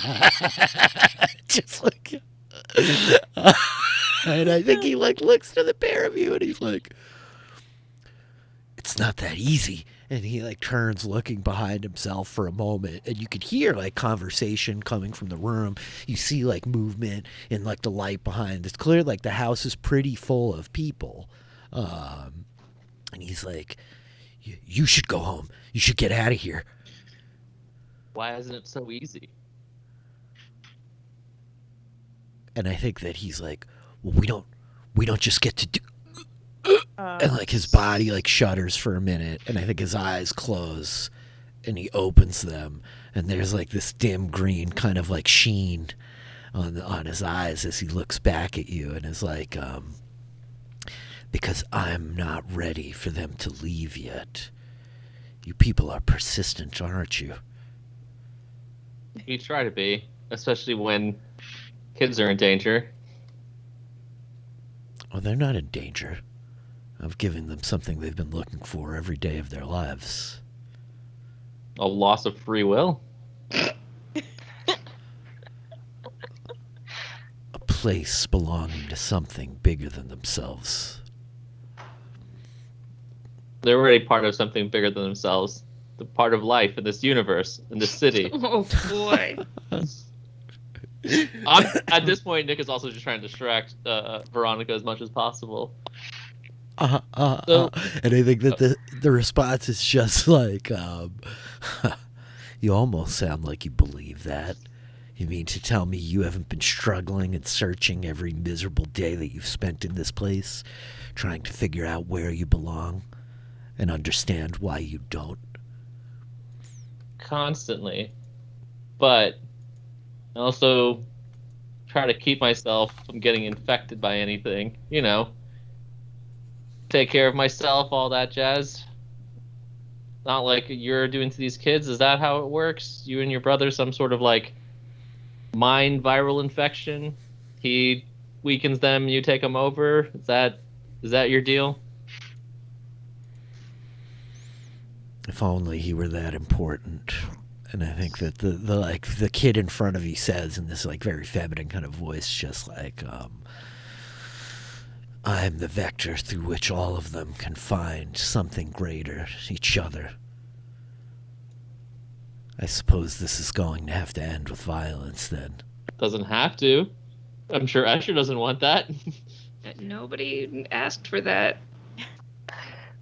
I think the kid Michael's face is like, maybe not, Escher, but nobody asked for you to come following us back here. You could still just leave. Yeah, so could you. And I think it's with that we fade back around to the back as two invisible prowlers make their way to the house. What are you two doing? I think Lyra wants to like get up to one of the doors, and like, you know, incorporeal, like peek her head in to the door, like look and see what's in there. Okay. I feel like Jonathan? Jonathan wants to go to the other one and use like, you know, he's good at snooping around. He's got some recording equipment, so I think he wants to just kind of like peek in himself. Yes. So it sounds maybe like Lyra's going to like the first floor back door and Jonathan's going upstairs. Yeah. Okay. So each of you like kind of approach. Lyra like walking up this stone stoop, and I think there's like this battered old like lawn chair, aluminum folding lawn chair sitting there on the stoop.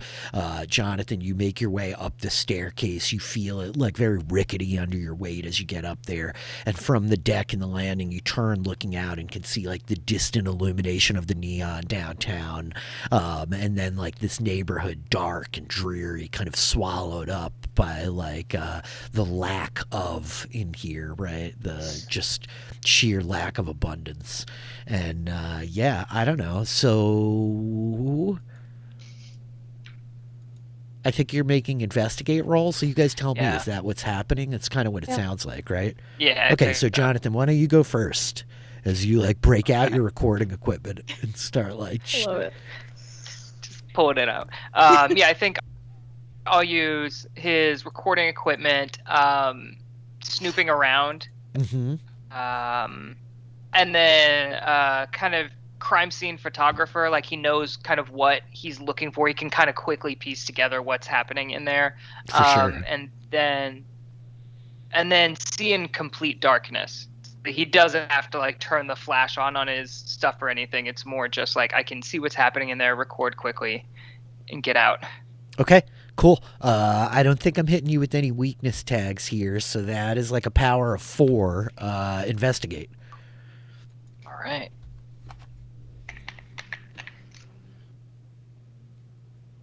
Sick. All Great right. success. So you're going to have 4 clues. I'm going to have Taylor roll first, and then I'll jump back to you to see what you want to know. So, Lyra, Jonathan's like up above you, like peering through the windows. He's got his little camera, like working the edges. What's Lyra doing? She sticks her head right through the door. Yes. Okay. So yeah, I'm gonna use incorporeal just because that's the Mhm. method in which she's using. Mhm. Sees that which is hidden. Mhm. I'm also gonna use awareness of power because she's gonna search for Okay. where Veronica and Victor are. Okay. And detect thoughts. Okay. Gonna reach out and look for thoughts happening. That's Okay. probably- You got it. Okay. And I think I'm not necessarily hitting you with any weakness tags, so you're also rolling an investigate with the power of 4. Cool. Oh. 8. A mild success. Okay, we'll get to you in a second here. So, Jonathan, you have 4 clues, 1 to 1. What would you like to know? I think he wants to know first, like, is the room that he's looking into, is it occupied by people or is it empty? Yeah. So, like, you're looking at what looks like a living room kind of area, right? It seems like there's like a kitchen set off on the left side, and there's sort of like a living room here with this door out to the back porch. And I think you see like a handful of kids that are like sitting around on like couches and sort of chairs that are mismatched, displayed in the room. And then the next clue, I mean, I think probably, but he wants verification. Do they have like that green glow, kind of an identifier that they're under some sort of control? Yeah, so as you look at them now, no, they don't have that like glow. There's nothing like illuminating off of them as they're just sitting here casually. Okay. Does he see, is there anything decorating the walls, either like kind of propaganda to tell the kids like to keep in line or anything that just feels like out of place for a house, like something that was slapped up like just for this? Yeah. So I think as you're like peering around the walls, you're not seeing any like big like propaganda messages or like kind of team posters or anything like that. But I think you see first of all a map of the city that you're able to identify pretty quickly because you know the city. And then I think you're seeing a bunch of like what looks like computer printout that has been like kind of hung and tagged to the wall. It's like a bunch of sort of columns of paper with like the dot holes on the side of it, right, that have been like tacked up kind of next to the map and are sort of fluttering there. Gotcha. You can't like read the writing on it yet, right? But like, yes, Sure. there's something here. Yeah. Okay.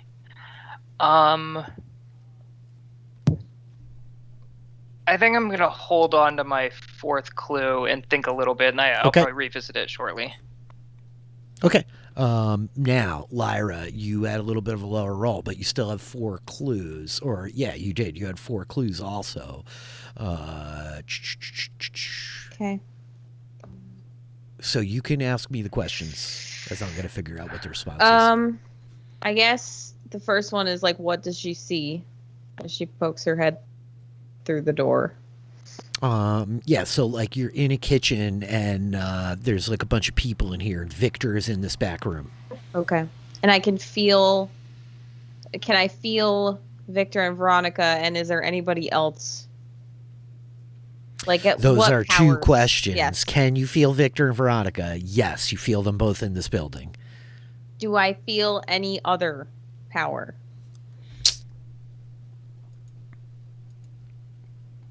Me looking stuff up seems to indicate that. Yeah, you do. Great. Okay.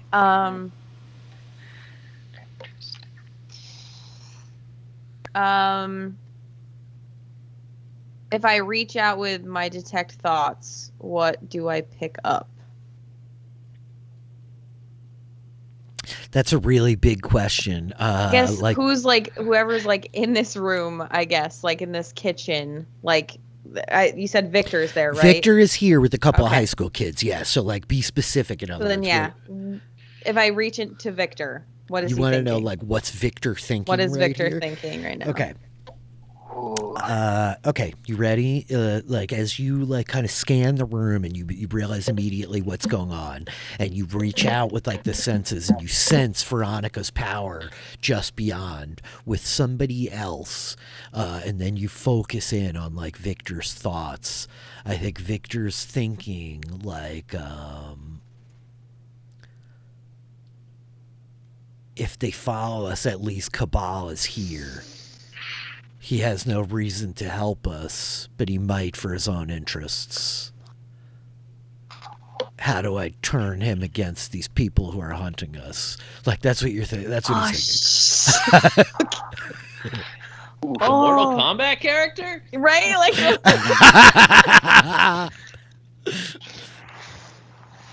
well, okay.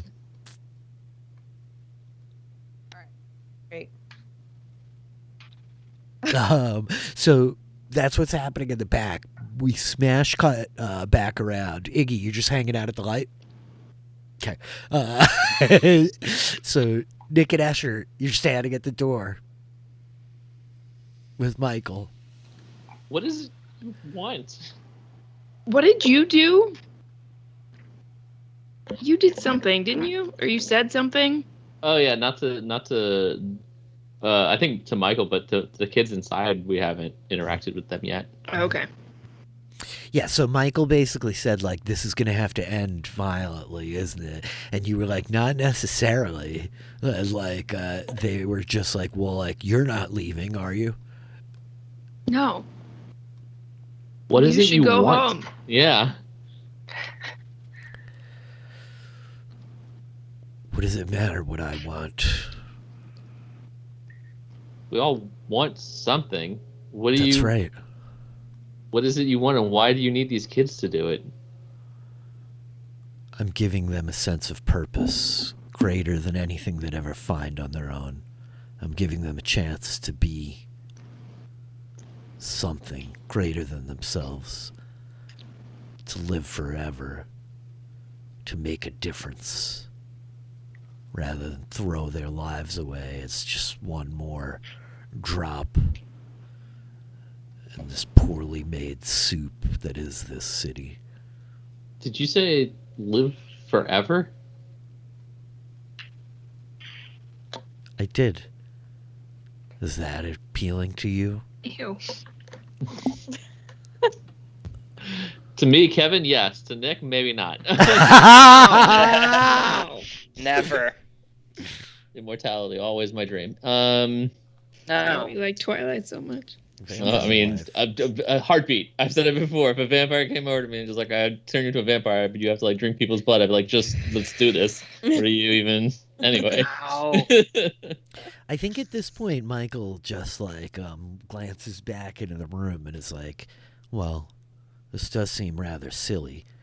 And like opens the door all the way and takes a step back. If you're going to stay, you might as well come inside. Oh boy. Well, we do appreciate hospitality. Should I take my shoes off, or I don't know what the rules are in this house? I think that they just look down at your shoes and then look up at you and like take a step back into the room, you know. All right, shoes it is. And Nick will step inside. Okay. As Nick steps inside, you see like all these other kids in here, and you hear like, "What the fuck is go?" And suddenly, like there's like a little bit of like commotion and conversation. They're all kind of responding to like, "Why are you letting him?" And then there's all like, they like shut off and sync, right? And they all kind of stand rising and like step forward, so they're shoulder to shoulder. There's like 6 or 7 kids in this room now, and Michael like walks back to them and just turns around like facing you, standing in front. So you're in this kind of like battered living room, windows like behind you leading out to the porch, the door out to the front street. You can kind of like make out like the house is long and sort of narrow, a kitchen in the back, right? A door with like a ratty curtain over it, like gross yellow linoleum tiles and vinyl walls and formica, you know. And the muted sound of conversation coming from down a staircase just off on the right side of the house. So this is the greater purpose, to just listen to whatever you're doing, never get to speak their mind. Seems sort of purposeless. They can all speak their minds.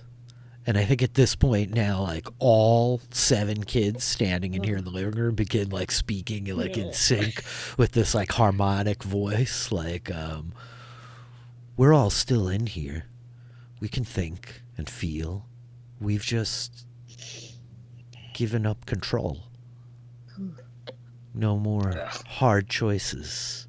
No more humiliation, failure, embarrassment. No more struggling to find where we belong. We belong together. Brother. Yikes. Asher, you got anything? I think Asher's gonna try and send them all home. It's at this point, I think that like you guys see a silhouette like appear in the door behind them to the kitchen as like Victor steps up, and he's looking and his eyes narrow a little bit, like looking back at you, Asher and Nick, and he just like in a very kind of low voice, like, "You shouldn't have come here. Why are you chasing us?" You shouldn't be messing with kids. Yeah, less important about you than more about these guys over here. Fucking told her. He just like murmurs. Sounds like you should convince him. Yeah. I say Asher does good, like try to convince roll on Victor, see what happens. To send Victor home? Go home. Switch I'm sides. here. This is like when Zed tries to convince everybody to go to sleep after the D&D Yeah. games are I over. haven't done that in months. You haven't done that in months, but you did it enough time in those like few months that we get to like give this to you as a character trait now. So, okay, this moment is happening. I think Jonathan and Lyra, let me like connect back with you two. What are you guys doing in the back here? I think Whenever all of that commotion kind of was happening downstairs, did anything change in the room I was looking at? Yeah, so I think as you're like watching the room, I think like as we hear the low like sound of voices from downstairs, the kids in the living room probably turn looking at each other, and I think they all like get up and they approach the door, and they're like peering out of the door in the far side of the room, that they seem to be like waiting for something, right? Yeah. And Lyra, you obviously see Victor like walk towards the front of the building. I think Lyra's gonna pull out of the door quickly and like run up to where she knows Jonathan is, kind of like connect with him. Jonathan. Yeah. I'm gonna go There's in some- there.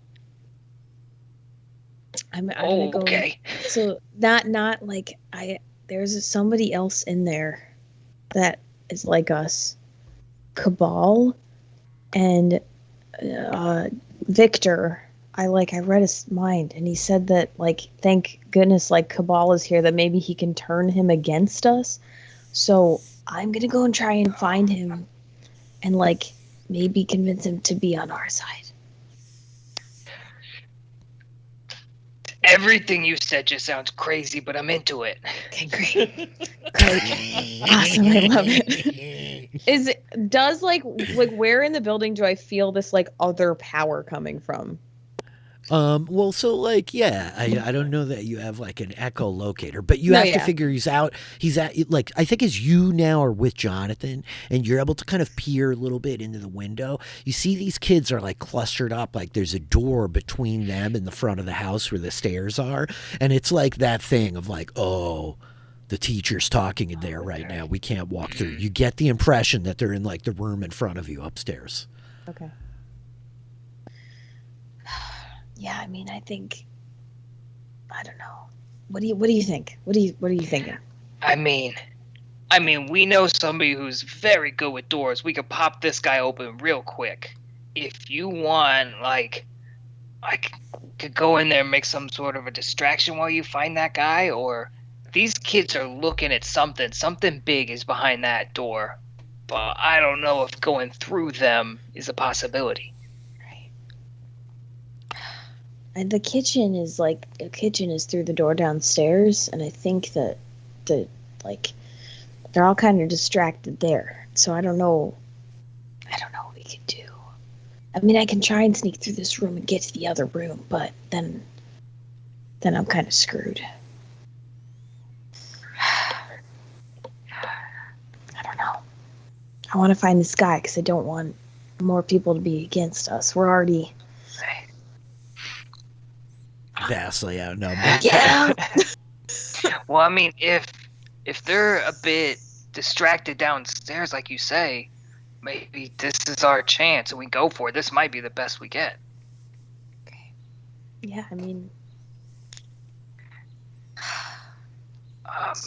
Should what do we? you want to do? You want to try and get through this door? Yeah, hey Iggy, I need to get through this door. Oh, which door? He's right behind you, sir. Suddenly you're all like standing on this rickety porch, you know. This one here, and shh, there's people. On the other side of the door? Yeah, But they're all but like not right there. Like, Finish the sentence. They're not right there. They're like what? they're like looking towards the door Yeah, on the other side of the room. Okay. Iggy takes a step and just try opening the door. yeah, Jonathan tries to open it. Before he You just like the door just opens. Yeah, Okay. I mean, it's unlocked. The door opens. Wow. wait, no, because like the moment he goes to try to open the door, Iggy opens it from the other side. Yeah. Oh, amazing. Always. Oh. But was it Iggy, are locked? All right, I don't know. You tell me. No, I'm asking Rich. No. Oh, okay. Okay. So as you reach for Iggy had stepped behind you. As you reach for the door to open it, Iggy opens it from the other side, and is like, "It wasn't locked." Well, thank you anyway for holding it open. Are there people in the room that I just appeared in?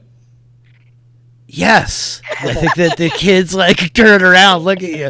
There's like 5 high school kids like, yes, we're in the room. Yes. Yeah. Hi. And so they're like standing there like, who the fuck are these 3? And I think one of them's like, oh, that's the one with the motorcycle. He's got wings and she can turn invisible. I think he like yells, right? But I've got orange slices, and he holds up. Oh, yes. Oh my God. And so I think like smash cut back downstairs. Asher and Nick, you hear this like yell, but she can turn invisible. Like coming from up the stairs, and Victor like snaps his head suddenly, and there's a collective of like the 7 kids all at once. Are like, all right, and like I think they all like take a You're gonna menacing let step him go towards now? you. Towards us? Yeah, towards you two. Yeah. And they're gonna like all come surging forward and try to tackle the pair of you in the living room. Nicholas, you Nick go is- first. Nick is gonna, I guess, step in front of Escher. Okay, so because of that, Nick, I will have you make a face danger roll as they all come like charging towards you, like at once. They all just move at the same instant, like they're gonna like tackle you to the ground. They don't have any weapons or anything like that on them, but Nick, like you step in front of Escher to kind of like take the blow. Okay. Well, definitely warrior instincts. And hey, it's funny. Anything can be a weapon because they don't have one, but I goddamn do. Yeah. Cool. And I'm going to go with anatomy, duress. And I really could use an absolute focus. Oh, I know.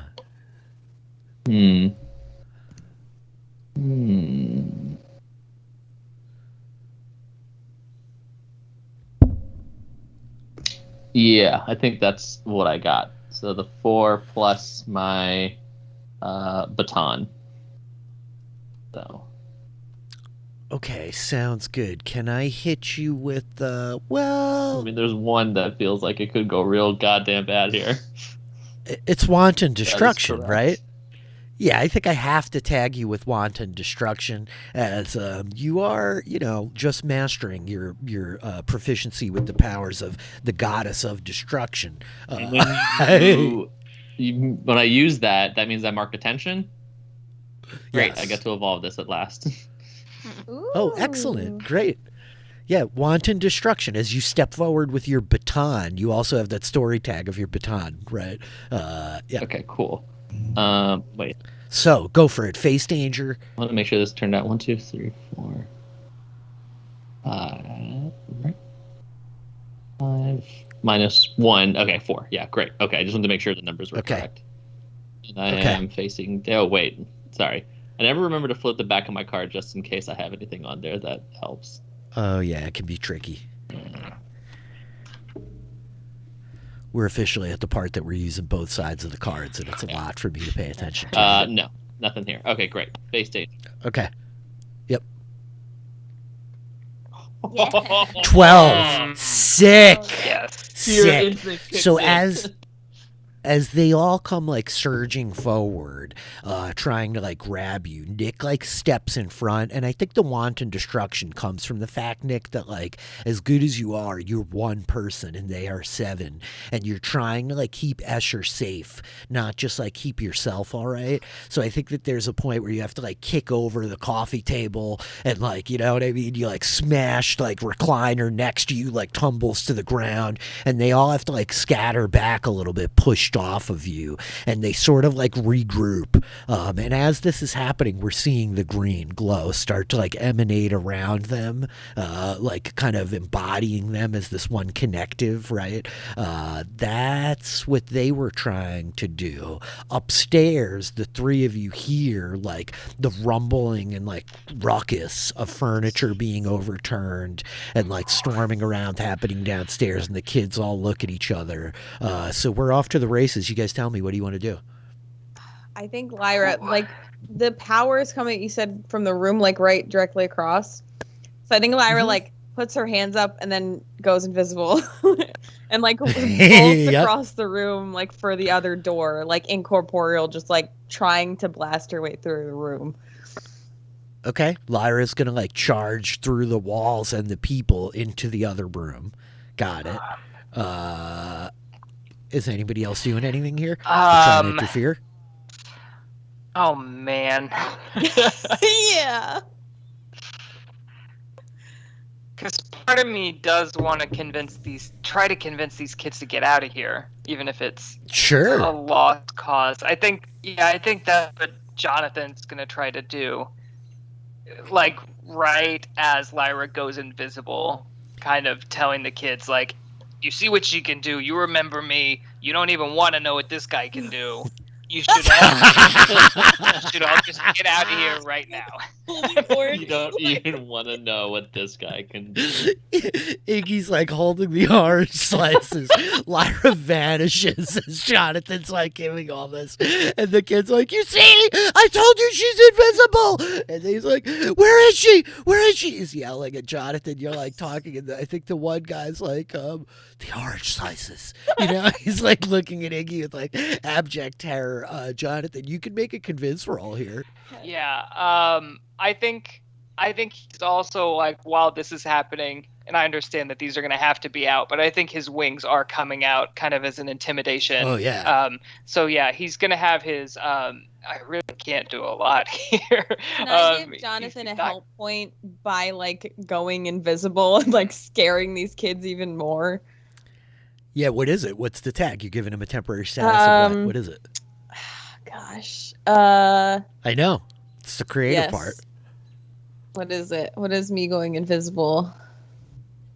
It's almost like proof of concept of what I'm saying. Somehow Yes. like it backs up, like, you know. Yes. Yeah. Yes. Okay. Okay, so you have a status 1 of proof of concept for this role. Yeah. Iggy, are you doing anything to harm or interfere, to help or interfere, rather? You muted, Kurt. Sorry. There's nothing going on in this room right now. Jonathan's like giving a speech to these kids. There's no then Iggy will try to just figure out what is going on. Like, he's still confused. Like, he just makes sure there's a clear path between him and between the kids and the door if they choose to leave. Okay. Okay. So he like steps to the side of the door. So Jonathan, you have the help point for proof of concept. What tags are you pulling on? Yeah, I'll also do giant wings, and then I think I think I'll also do throw a punch, just to kind of like crack my knuckles and let them know like this could get feisty. Love it. Okay. Okay. But I think that's about it. So I'll have, with the help point, power of 3. It looks like. The only weakness tags I could think, since I'm like spreading my wings indoors, maybe claustrophobic. Like, it's one we haven't used much, but that's the only one I think that makes sense. You tell me if it applies or not. Like, that's for you. You're like right by the back door. I figured it's not that bad, but if you want to call on it, you certainly can. I think you're right. I think if it was in a room that didn't have a window, it would be, we could call it, but you're right. I'm next to the door, so yeah, I won't touch that one. Okay, and then you're pushing against their status of infected 1. Okay. They're like bought in on this thing, so you have a -1. So you're rolling with the power of 3. Go for it. No, it should be a power of 2 overall now with their -1. Oh, my bad. My bad. Okay. So I'll try to convince. Hey. Ooh, a mild success. Okay, a mild success. So your target can choose to either take the status and give a little or protect their own agenda. So what's the status you're kind of threatening them with?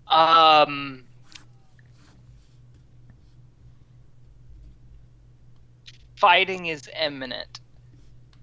Like, okay. Just letting them know, like, it's you get out or I will force you out. Like, I'm giving them the window. Okay. It's the status of like impending pain. Like you're about to get hurt. Doom's at hand. Got it. Meanwhile, Lyra, as like Jonathan like gives this appeal to these kids, we'll see how they react. Lyra, you go incorporeal and like zap through the door, and you see yourself standing now in like, it's still a pretty shitty, battered room. The furniture in here also like mismatched, though it seems a little bit better. There's a table over on one side of the room with a bunch of like paperwork kind of sprawled out across it, and what you see is Veronica, like just as she was when you left her not long ago in the junkyard. Her hair like moist, kind of clinging to her face a little bit. And standing with her is this dude with like a buzz cut, and he seems to be wearing like a military vest, like a flak jacket, like bulletproof kind of gear, and combat like pants with the like combat boots pulled up to his knee, like laced up high, and like yeah, and he's definitely like he looks like that kind of a Right. dude, you know. He's got like paler skin. He kind of like wheels looking back at you, and as he looks at you, you see he's got this terrible scar across his face. His one eye is like milky and kind of like dead underneath the scar tissue, like still half opened, and he's like, well, color you fucked, Chang. And he starts like reaching for something in his belt. Lyra, what are you Lyra, doing? like, as soon as she gets into the room, she looks at him, recognizes this must be the guy, and and it's like, Cabal, I don't know who you are. I don't know what you're doing with these two, but please, you got to know that this isn't a good situation. We're trying to get these kids out of here. Trying to like appeal to whatever humanity might be in the sky. Okay. And I think he just like, and I think he like glances like, looks like you're well and truly fucked. And Veronica Chang is like, no, we will not be overcome. As like suddenly the kids in the other room are like turning their backs to you. Some of them actually, what was the status that we said, Jonathan? Impending pain? Like impending pain, yeah. Got it. Of a 2, right? A status of 2? Okay. Yes. This is a scenario whereby they will not succumb to your request. These are like her last like loyalists, pretty much, and it's a very reasonable request which you've made to them, but they will subject themselves to this status as Victoria is like asserting her control over their hive mind, and a lot of them suddenly like go rigid. You see their eyes blink. A few of them have like terrible looks of fear on their face before they like begin turning their backs to you, Jonathan, towards this main room. And Cabal, I think, looking back at you, Lyra, is just like, you could do whatever you want with the kids. I don't care. I'm leaving. Not gonna help us? Are you gonna get in my way? Jeez, dude, what the hell? Whatever. You just hanging out here? No, I just said I'm leaving, but you're standing in front of the door and it feels like there's a fight about to happen. You can walk through me if you want. That just feels very forward. All right. I think he like goes to step past you and pulls the door open, where you see like these kids in the other room like greening up, and Jonathan behind them with the wings unfurled, Iggy standing next to them, and I think like. Yeah, I don't want to like rob you of a moment here, Taylor. If you want to try to make a convince roll, you can. No, I think that Lyra like shakes her head like I tried, and then like looks and kind of smiles a little bit and is like, round 2, and she lunges like fist. Like now we're just getting hardcore. Just Okay, I just want to smash cut back downstairs as we see Lyra like starting to throw herself forward with like the kids and then Jonathan and Iggy in the background, right? We like smash cut back downstairs where Nick is like standing in front of Escher. These kids are now like in a kind of semicircle around the living room, furniture knocked over and scattered. What are you two doing down here? I have a question. Sure. Okay, this is an evolution of the power tags stuff. Oh yeah. Okay. So the way it works though is that once you answer a question, you can't use that one again, right? Let me double check. I don't think you can. I don't think so. Okay. Like evolving your theme a second time, you mean? Yeah, like it's like, so like one question was like, what useful reverse effect can you exert? And if I use that, if I evolve again at some point, would I be able to answer that question again? Or is it just one time use per question? Tag questions. Each theme book includes questions, weakness tags. When you select it, you answer it. It becomes thing. Yep. Answer just once. To keep your character diverse and balanced, you should not answer the same power tag more than once. Okay, cool. Or weakness. Yep.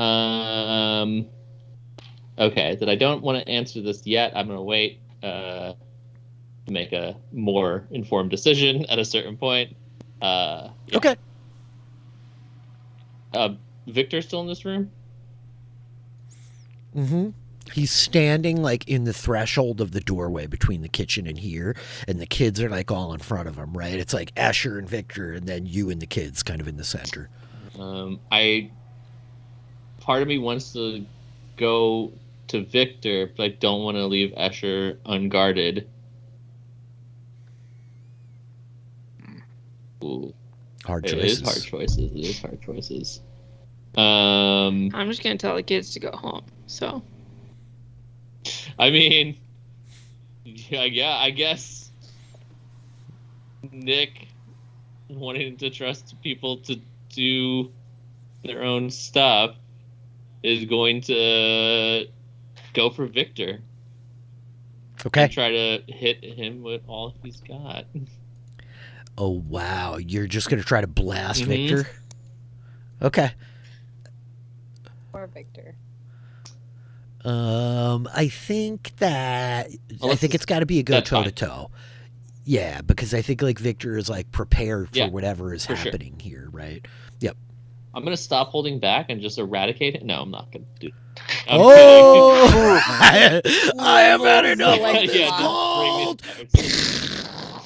Yeah, Nick goes Super Saiyan. Okay. Let's see. Warrior instinct. Anything can be a weapon, and one day I'll get my focus back. I'm going after him to get the job done here for Shurzy, because I want to done and want him. And certainly anatomy. I'm surrounded by people. I'm in duress, I would say. Yeah, dude, there's duress. The duress is like, it's waning down, but there's still some duress. Cool. And unless someone else wants to use this, no, I'll let it stay for that. Because I was going to say I could brain trust since I'm letting Escher take care of the kids while I go after him. But that's more approach from all angles, so never mind. Kind of is, yep. Okay, cool. So, and then my baton. Great. So you have a power of 5-6 because of your baton. Victor is not like surrounded by a protective hive mind. He has nothing crazy going on. Well, this poor guy. If only he was more important. Is that what Veronica said? Go for it. Oh boy. You know what? Can I hit myself with something? Yeah. I don't get to evolve this one too often. Still in training. Oh, yeah. Okay. The whole point of anatomy is also to make sure I hit him in places that won't hurt too badly, or at least knock him out, not kill him. And, I don't know how good I am in conjunction with my normal powers to do that, so I will say that. Love it. Cool. Did we line that up properly? So it's a power of 5 right now then, right? Yep, Yeah. should be a power of 5. Great, go toe-to-toe. Oh, boy. So what does it look like? What do we see? So I choose 2.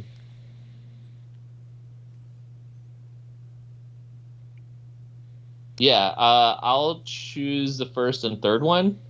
So I definitely think whatever he's trying to do, like if he sees me coming and tries to swing at me, I counter it and just like get the baton like on his temple to like jolt him hard enough that he goes unconscious. I think he like fumbles into his coat pocket and he pulls out like a taser, right? And we see the spark of the tasers. You're like bap and just like rap his knuckles, the taser like fall and clattering to the ground. And I think it breaks, right? It hits the ground and like the plastic housing cracks, batteries rolling away from it as he like staggers back. And what is it that you want is just to get him? What's your goal here? Knock him out. oh, okay. And you just like boom, Okay. and like pop him, right?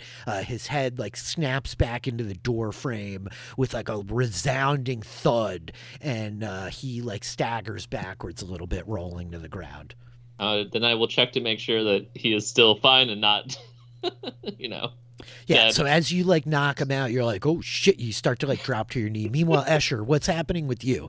The kids are all like, their attention's like focusing on Nick as this is all happening like super fast, right? The coffee table, the recliners like batter out, the kids stagger back, and just as they're kind of getting their wits about them, Nick's already like in the doorway and has cracked Victor's head into the side of it. So what's Escher doing?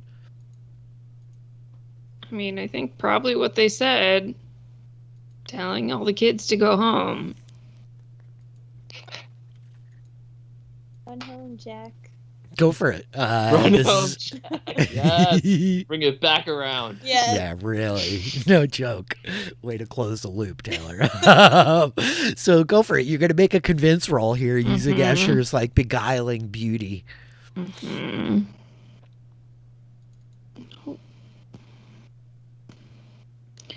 Just like we did before. Okay. And I do think there's a really like interesting note here, I guess, of like your two mysteries. How do I warn the people? Literally, you're here like desperately warning these kids. You've been like doing nothing but like warn these kids like since you met the first idiot one of them 4 or 5 hours ago, right? And then there's this other thing of like, am I more than just my good looks? Your mystery with like your subversion tag. And I think that again, like interestingly, there's a real push and pull happening here. All hard choices today. Yeah, I know. I'm like trying, but I think that there's a real Love push and pull happening here, and the question of like why they want, like how do you get them to listen to you? Like nobody's listening to anything that you're saying until you use your beguiling beauty, and it's like, well, wait a minute. The first time it's ever worked, so. But it's working, and like I think it creates that question. So I don't know if there's a hard choice in there, Zed, but that's for you to tell me. But I'm thinking about all these things as you're doing this stuff.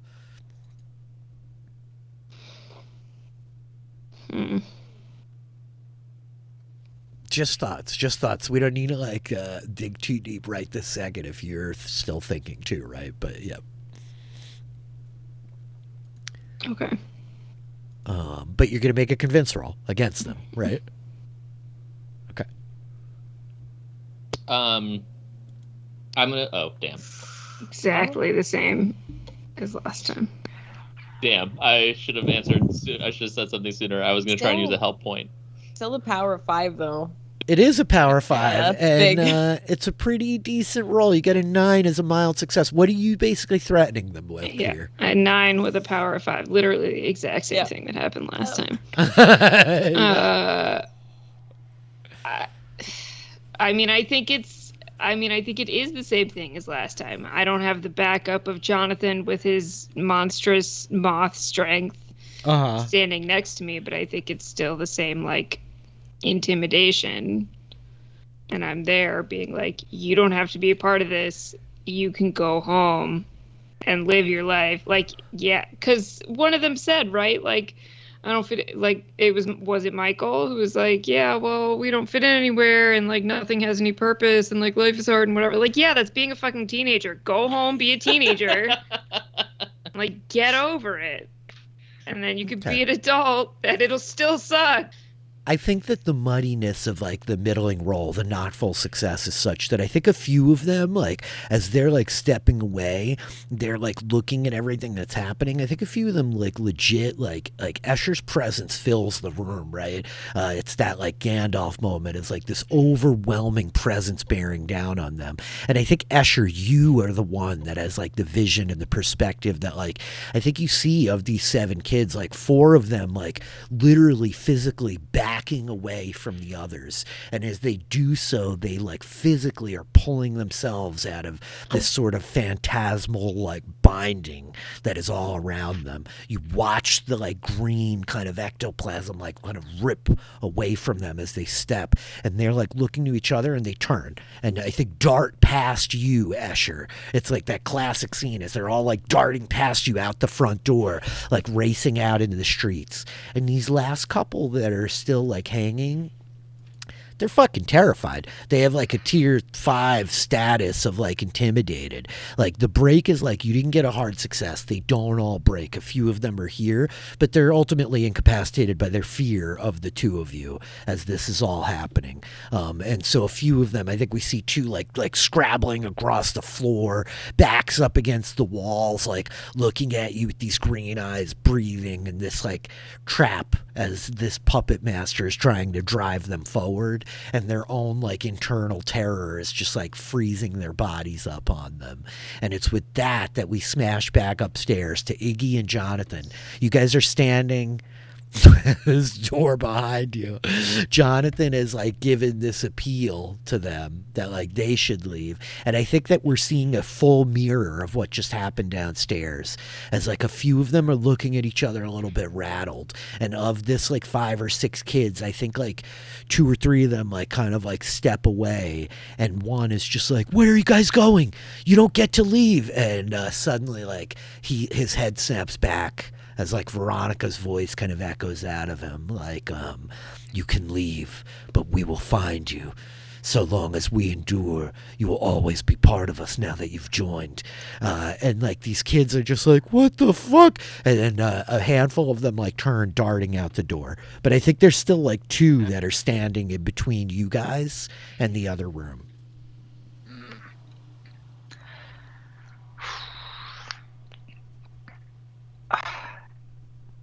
Sheldon really doesn't want to punch a kid.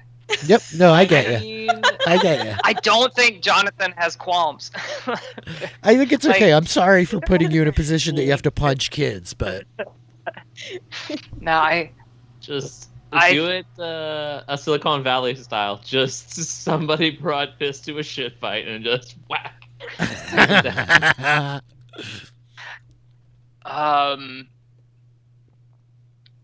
I think Jonathan looks at the remaining ones and says, well, you know the deal, and just charges them. Ready to punch. So you're just going to try to like rough them up a little bit is what's happening? Yeah. Okay. I told them it was going to happen. It's going to happen. You sure did. So you're rolling go toe-to-toe with these last couple of kids. Children. Teenagers. Yep. Teenagers, yeah. I gave one of them a cigarette earlier. They're fine. Yeah. They are fine. Yeah, What's the big totally deal? fine. I'm gonna do. I throw a punch as well as the strength of a gargoyle to really just lay into them. Okay. I want her to feel it behind the eyes. Yeah. And then I think maybe nimble as a fox to make sure I can like get over and just strike quickly, like it just happens like in a flash for them. Got it. And I think those are the main 3 I'm pulling from. Okay, those are your +3. You get to add an additional 2 because they have a status of impending violence. They're horrified of the pain that you're about to unleash. Right. Oh my god. Okay, so 3 plus 2, so it'll be a power of 5 toe-to-toe. Mm-hmm. Good God. Okay. And so Jonathan leaps forward. Oh, 11 is great success. You inflict essentially a status 5, or you tell me what you want to do here. What do you want to do? Yeah.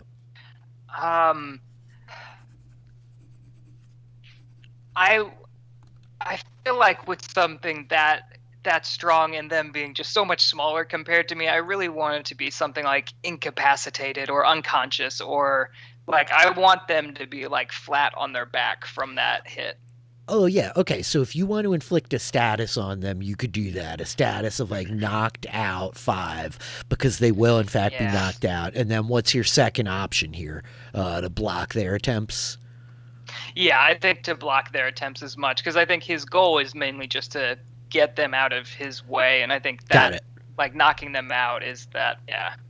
I think that we see I think we see Jonathan like step forward like, and the first kid's like, and like the wing just like whack arcs down and like cracks him in the head, and he like tumbles to the ground, and I think the second kid's like, fuck you, man. And I think he pulls like Nick's knife out of his coat and is like, Ah. You know what I mean? Oh, no.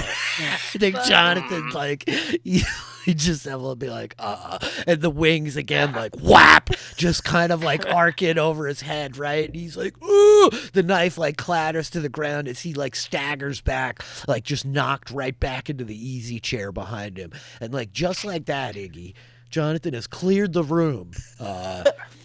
As like the door in front of you now. Yeah, Iggy, go for it. What are you going to say?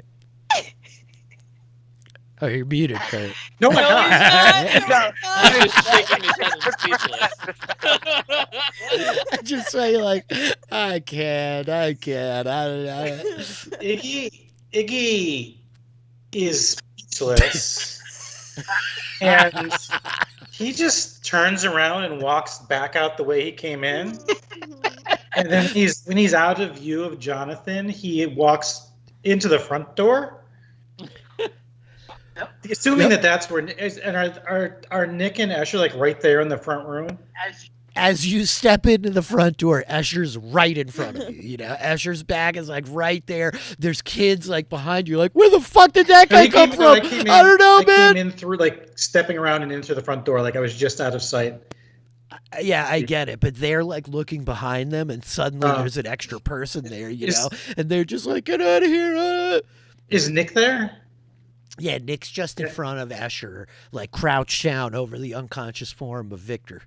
And yeah, Iggy's just gonna say, Nick just decked a kid, like knocked him out. That's Jonathan. What the hell are you guys doing?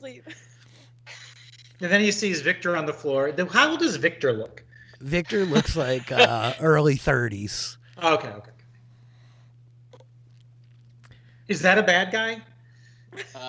Yeah, this is one of the bad guys. We need to find his sister. That's the other one we got to worry about. Hopefully, we take her out, and then these kids can. Nick will probably punch her, or sorry, Jonathan will probably punch her. Or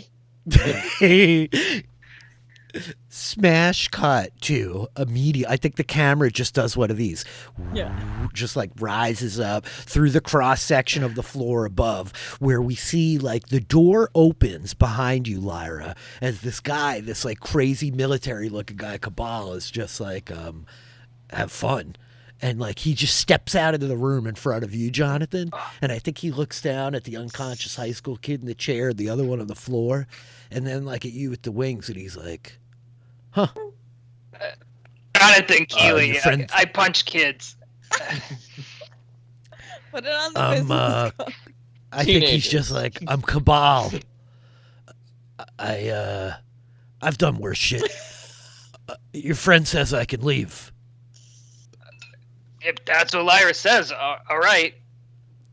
And I think he gives you just one of these. Like, he's not wearing a cap, but he Just gives a- you his cap and just like walks past you out onto the deck. And it's like, Lyra, you're toe to toe with Veronica. Yes. And she, like, you could see her eyes, like there's this green kind of shimmer in front of them, but behind they're like darting everywhere, like so fucking fast as she's like trying to process all of this information coming in from these different places. Lyra, what do you want to do? Okay. So tell me if this is ridiculous. First of all, yes, of course it is. Firstly, I am going to burn my mind fire tag. Oh shit. So, okay. But what I want to do is as I'm like coming in with as like Lyra's like, you know, she does some like acrobat shit to get over there. She like lunges like and like swings around with like a haymaker and like but I want to like her to reach out. She wants to just cut Veronica off. Like whatever is like tendrils are like reaching out to these kids. She wants to like hit that. You would basically want to hit her. What this is going to be is going Yes. toe to toe is going to be the move. And what you're looking to do is inflict a status effect of isolated, right? Of like isolated. So it's one of these two things. You manage to achieve your goal. Example, take something they hold, knock them down, whatever. But you're trying to like physically remove her from the rest of this hive mind. So yeah, okay, totally doable. Burning tags. This is the first time a player is doing it intentionally, as we're here in like whatever it is, month 4 of City of Mist. So you voluntarily burn a tag to gain a boost for an action. Basically, I'm just double checking on exactly what you get when you're burning it for that. Right. Burning for a hit to gain a dramatic boost to a move. Think of it as using up all the tag's narrative power for a single dramatic action. When making a core move, before determining you burn it, you automatically gain a power of 3. Furthermore, instead of rolling the dice, treat the move as if you rolled a total of 7. Therefore, an unmodified move with the tag burned always hits with 10. So you could still add more if you wanted to get it higher, but statuses are still applied normally and may increase or decrease the power of your actions. So you're pushing against a big status of hers as being part of this hive mind. So what else do you want to add to this So roll? I want to use like my detect thoughts to like reach Got into it. her mind. Yep. I'm gonna hit acrobat to get over to her. Okay. I don't know if my awareness of power would help me here, or sees that which is hidden.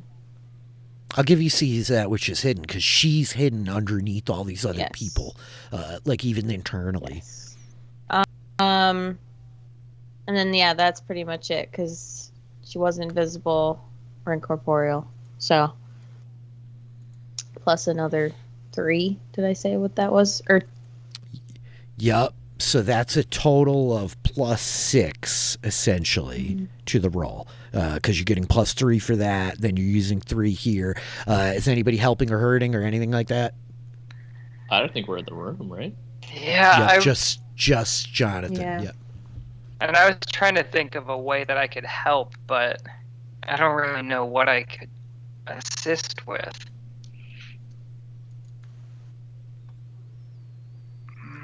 Checks out. oh, Okay. also I forgot. Can I also release my aura of terrible power? Oh, of course you could. Yeah. Great. Perfect. Okay, so you're basically rolling with the power of what is that? +7. Okay, and you're pushing against her status of, or actually, let me double check myself here.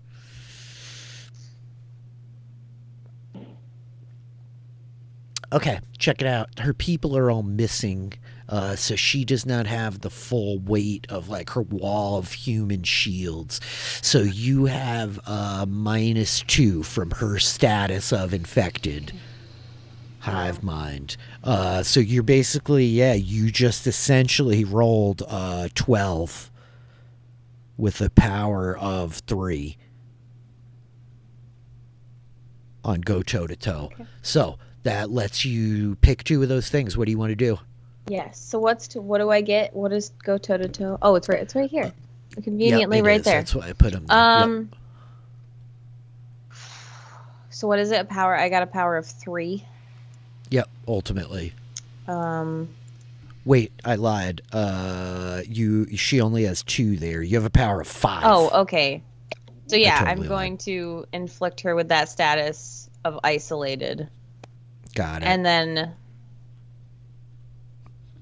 I mean, yeah. Avoid what she's doing to you, probably, Yeah. right? Yeah, if she's Okay. going to do anything back.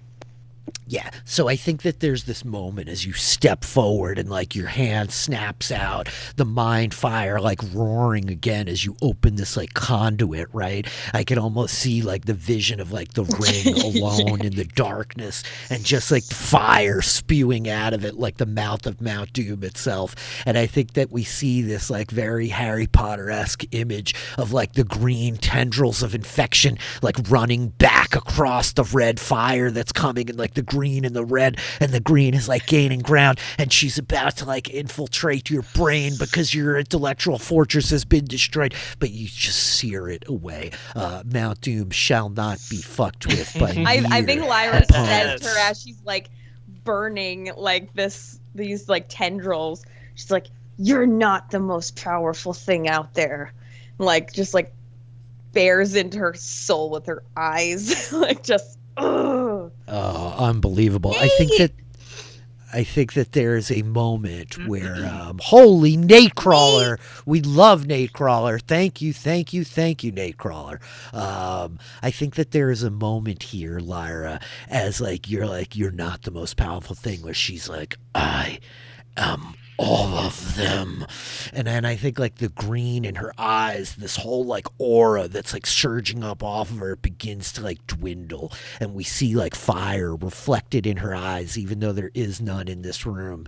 And suddenly the kind of like green phantasmal aura that's like embodying this woman begins to burn away, and there is in her face abject and total terror as she is burned away, quarterized in a sense from the rest of the minds that have given her all this security.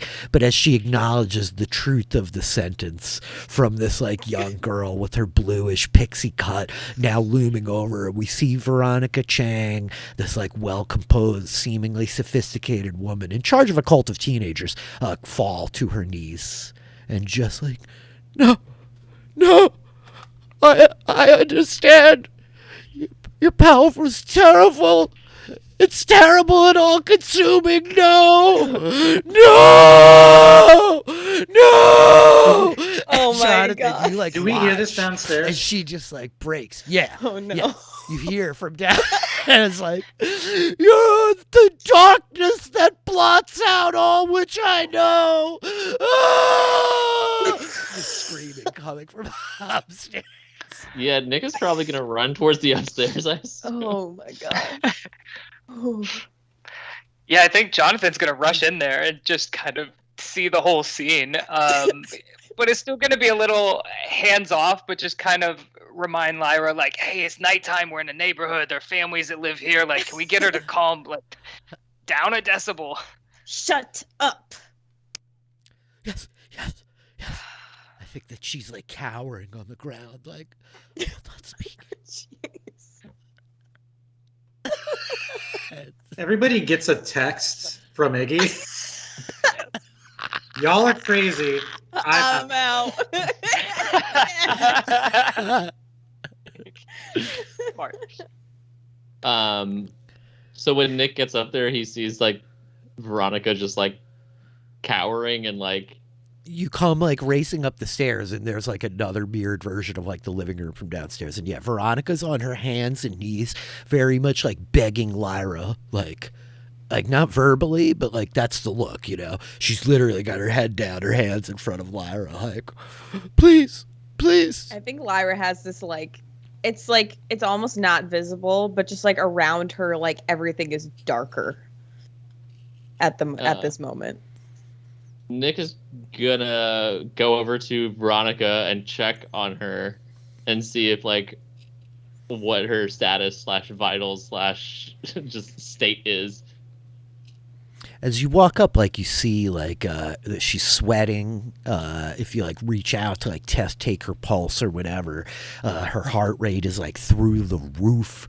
Her like pulse is like hammering at an incredible rate, and she has like this sheen of like cold sweat and this like pure terror in her eyes. Right, like everything you're doing, her gaze is like fixated on Lyra and like keeps like driving back. You know, Jonathan's like standing in the archway to the door. Yeah.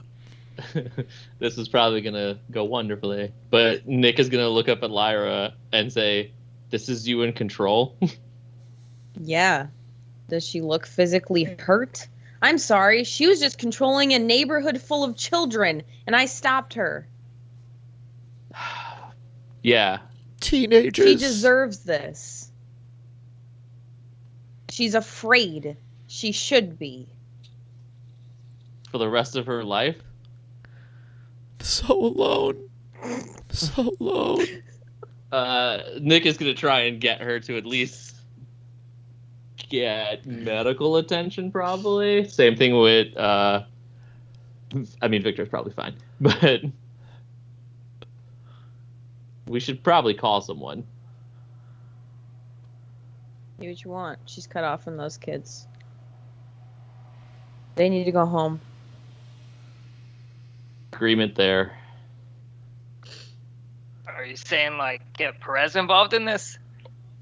No, just call an ambulance. So Not No me. one said Perez. I haven't We talked to her in a have been couple days. talking to her. Nick, you were talking to her, weren't you? I mean, Wait, not what to is your that? knowledges. Well, no, I know, but Taylor. Yeah.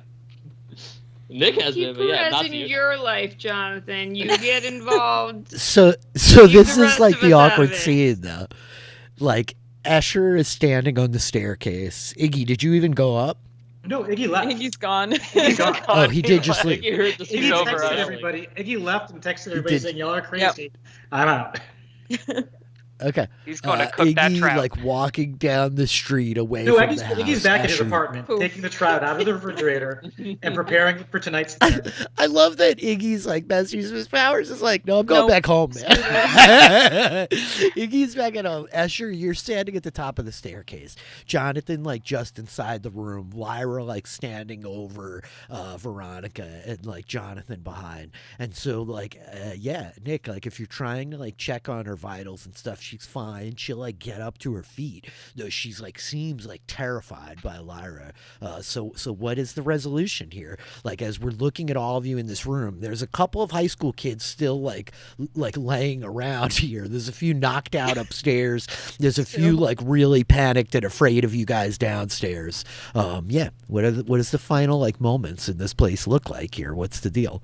I think that Lyra like have been like looking at Veronica this whole time, finally like breaks eye contact and like sighs and just like walks like through the room of like she like pauses as she walks through the room of like unconscious teenagers and then like continues out like the back door. Okay. Lyra walks out the back door. Nick is gonna call at least an ambulance to Okay. come to the house, and then somebody tell these kids to go home. Ryan. Go home. Only somebody would do that. I did. I know. As I Nick, know, I'm like- kidding. As Nick says that, and Escher is like, with exasperation at the top of the stairs. I think we hear the sounds of footsteps as kids downstairs who are still like conscious and mobile, like race out of the house, whatever motivations finally having shifted them. And we hear like the groaning and shifting from some of the kids in the back room, as it were. And yeah, Jonathan, what about you in the midst of all this? Lyra's walked out.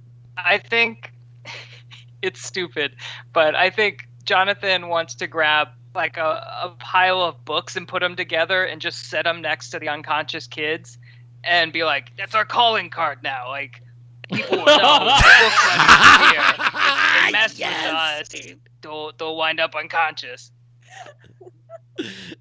I love it, dude. Hit him with knowledge. Okay, so Escher, it seems like the people that you told to went home. They went home. Okay, bye. Nick, you call the ambulance. Dispatcher like gets all the info. Ambulance shows up. Are you gonna wait to make sure these people are like put into the ambulance? Oh yeah, I'm not gonna just leave them lest they come back to their senses and get the hell out of here. So you like hang out. Victor comes to after a bit. The ambulance shows up. And, like there's like Veronica like very much like bullies Victor into like, no, you get in the ambulance. Get in the ambulance. Right. She seems like very relieved that Lyra's gone, but compliant with your demands. And so the pair of them are loaded up into an ambulance that drives off. The last couple of kids are trying to deny medical attention, but they're a bit battered. They've sustained some external injuries. And yeah, the ambulance, like the EMTs are like demanding that they receive treatment. And so, yeah, is there like a stinger here? Is the last scene like the four of you walking away from the house, or is there anything we need to note before this like closes? Lyra, like, she, like, walked away by herself. She had one of these moments where she kind of, like, like as she's walking out, she like sighs, you know, like she feels like really frustrated. I think she walks out and like does like the like flip the hood up and like walks away, like and kind of like, you know, wiping off like a tear that's like running down her face, like just like foreshadow much. Oh my God, we're ratcheting up the tension so good. And so as Lyra's like, and Iggy like is taking the trout out of his fridge, munching on orange slices.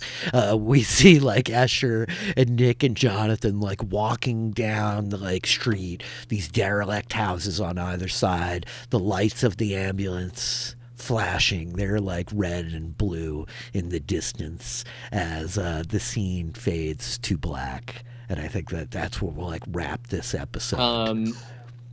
Yes. Man, I can't believe I'm gonna do this, but here we go. Yeah. If there is a post-credit coda thingy, postscript, when at home, Nick takes out his phone and is looking at it for a while, and then I guess it's one of those things where you don't see who or what he's texting at first.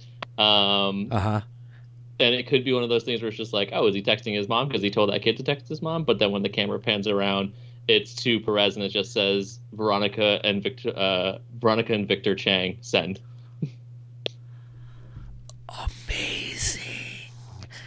And then I think we just see the Perez's like, you know, name at the bottom and like the bubbles of like Perez's typing.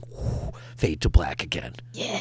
I love it. Dope. So to that end, this is where we geek out to the credits. If anybody has any geeking out that they want to do to the credits.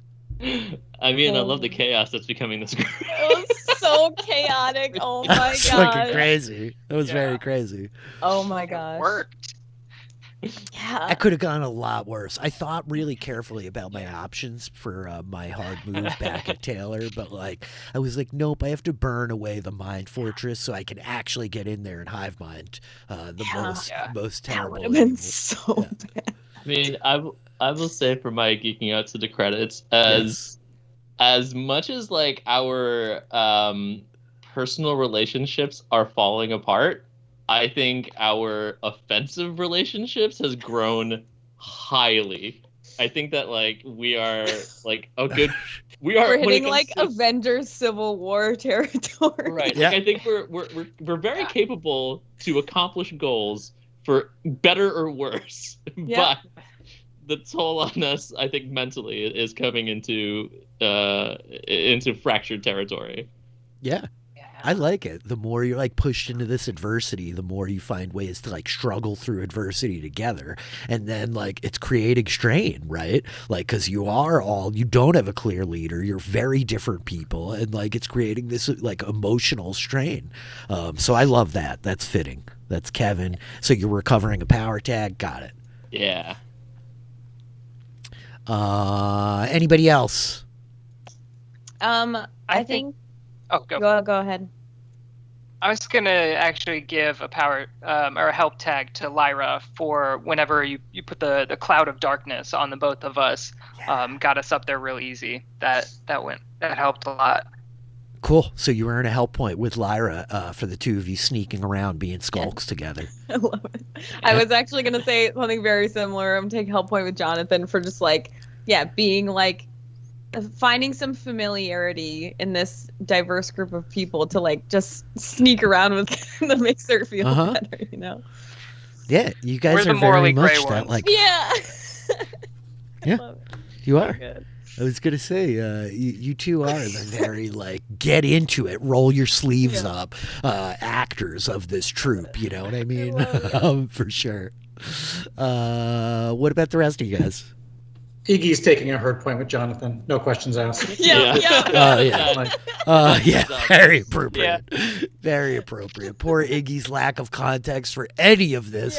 The man just was trying to do his job. You know, what did he get dragged into? I asked you to come unlock an unlocked door, and then you watch as I punch teenagers in the face. You were just going to make a nice dinner. To be fair, you were there for Jonathan's warning. He did warn the children before he beat them up. He did very explicitly say, like, go home or somebody's getting hurt. You know? What about you, Zed? Is Asher doing any geeking out? I guess I'll take a help point with Nick.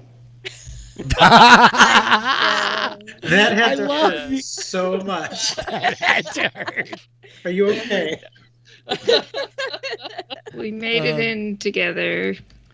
You guys did. You guys were the. You the did. I thought it was a butt-facing great team. arc because you missed it at the beginning, Kurt. But like Escher and Nick got like a whole like thing. There was a whole beat at the beginning, and poor freaking Kevin has been rolling with the status for 2 weeks now that Escher gave them of like no. Oh, You that listen he to gave me. himself. Don't you put Well, that on that's- me. That's Fair. kind of true. Fair, Yeah. but you chose the It words, bounced Escher. back. Anyway, it's all very, very interesting. Cool. That's geeking out to the credits. Well, this has created like an interesting little interlude for us as like we close out season 1, and these are like the actions of the book buddies in the last couple of weeks. I think we're down a Sheldon next week. Is that correct? Yes. I'm Cool. going to a wedding. That's It'll be fantastic. fun. Yeah, Yeah. that's really exciting for you. We will miss you, but we will have our friend Pia in the chat swing back around for maybe a Nice. Sebastian round 2. So it might actually work out perfectly, you know, where like next Yeah. week will be the last of our kind of bridge episodes, and then we're on to August 1st is our episode after that, and that's probably the perfect launching point for season 2 of Kings of Neon. Beautiful. Brad. Cool. Well, I hope everybody had fun tonight. I was really excited to have us all back together, if only for 1 week before we're apart for a little bit longer. But on that As note, our social connections destroyed. Yeah. Get destroyed Let's- in the games. yeah, that's why we need to Yeah. be here together so we can erode our relationships like a healthy family. Yeah. Yeah. To that end, does anybody have anything going on this week? Kurt, what's up with you? Is there anything out happening in the world that we should pay attention to? Anything you're watching? Anything you want to promote or talk about? Nope. Okay. Zen, how about you? I guess my podcasts come back this week. I'm talking about them all tomorrow. That'll be out on Tuesday. And then Final Fantasy VII Remake, which I haven't played since like June. I don't know. Those podcasts come out on Saturday, both with Josh Bigler, talking about them all with Jessica Leese also. So that's what I'm doing. Zed has like woken me up to loving the mole. I finally get it. I'm like, get Same. it. It's really good. It's really good. Sheldon, how about you?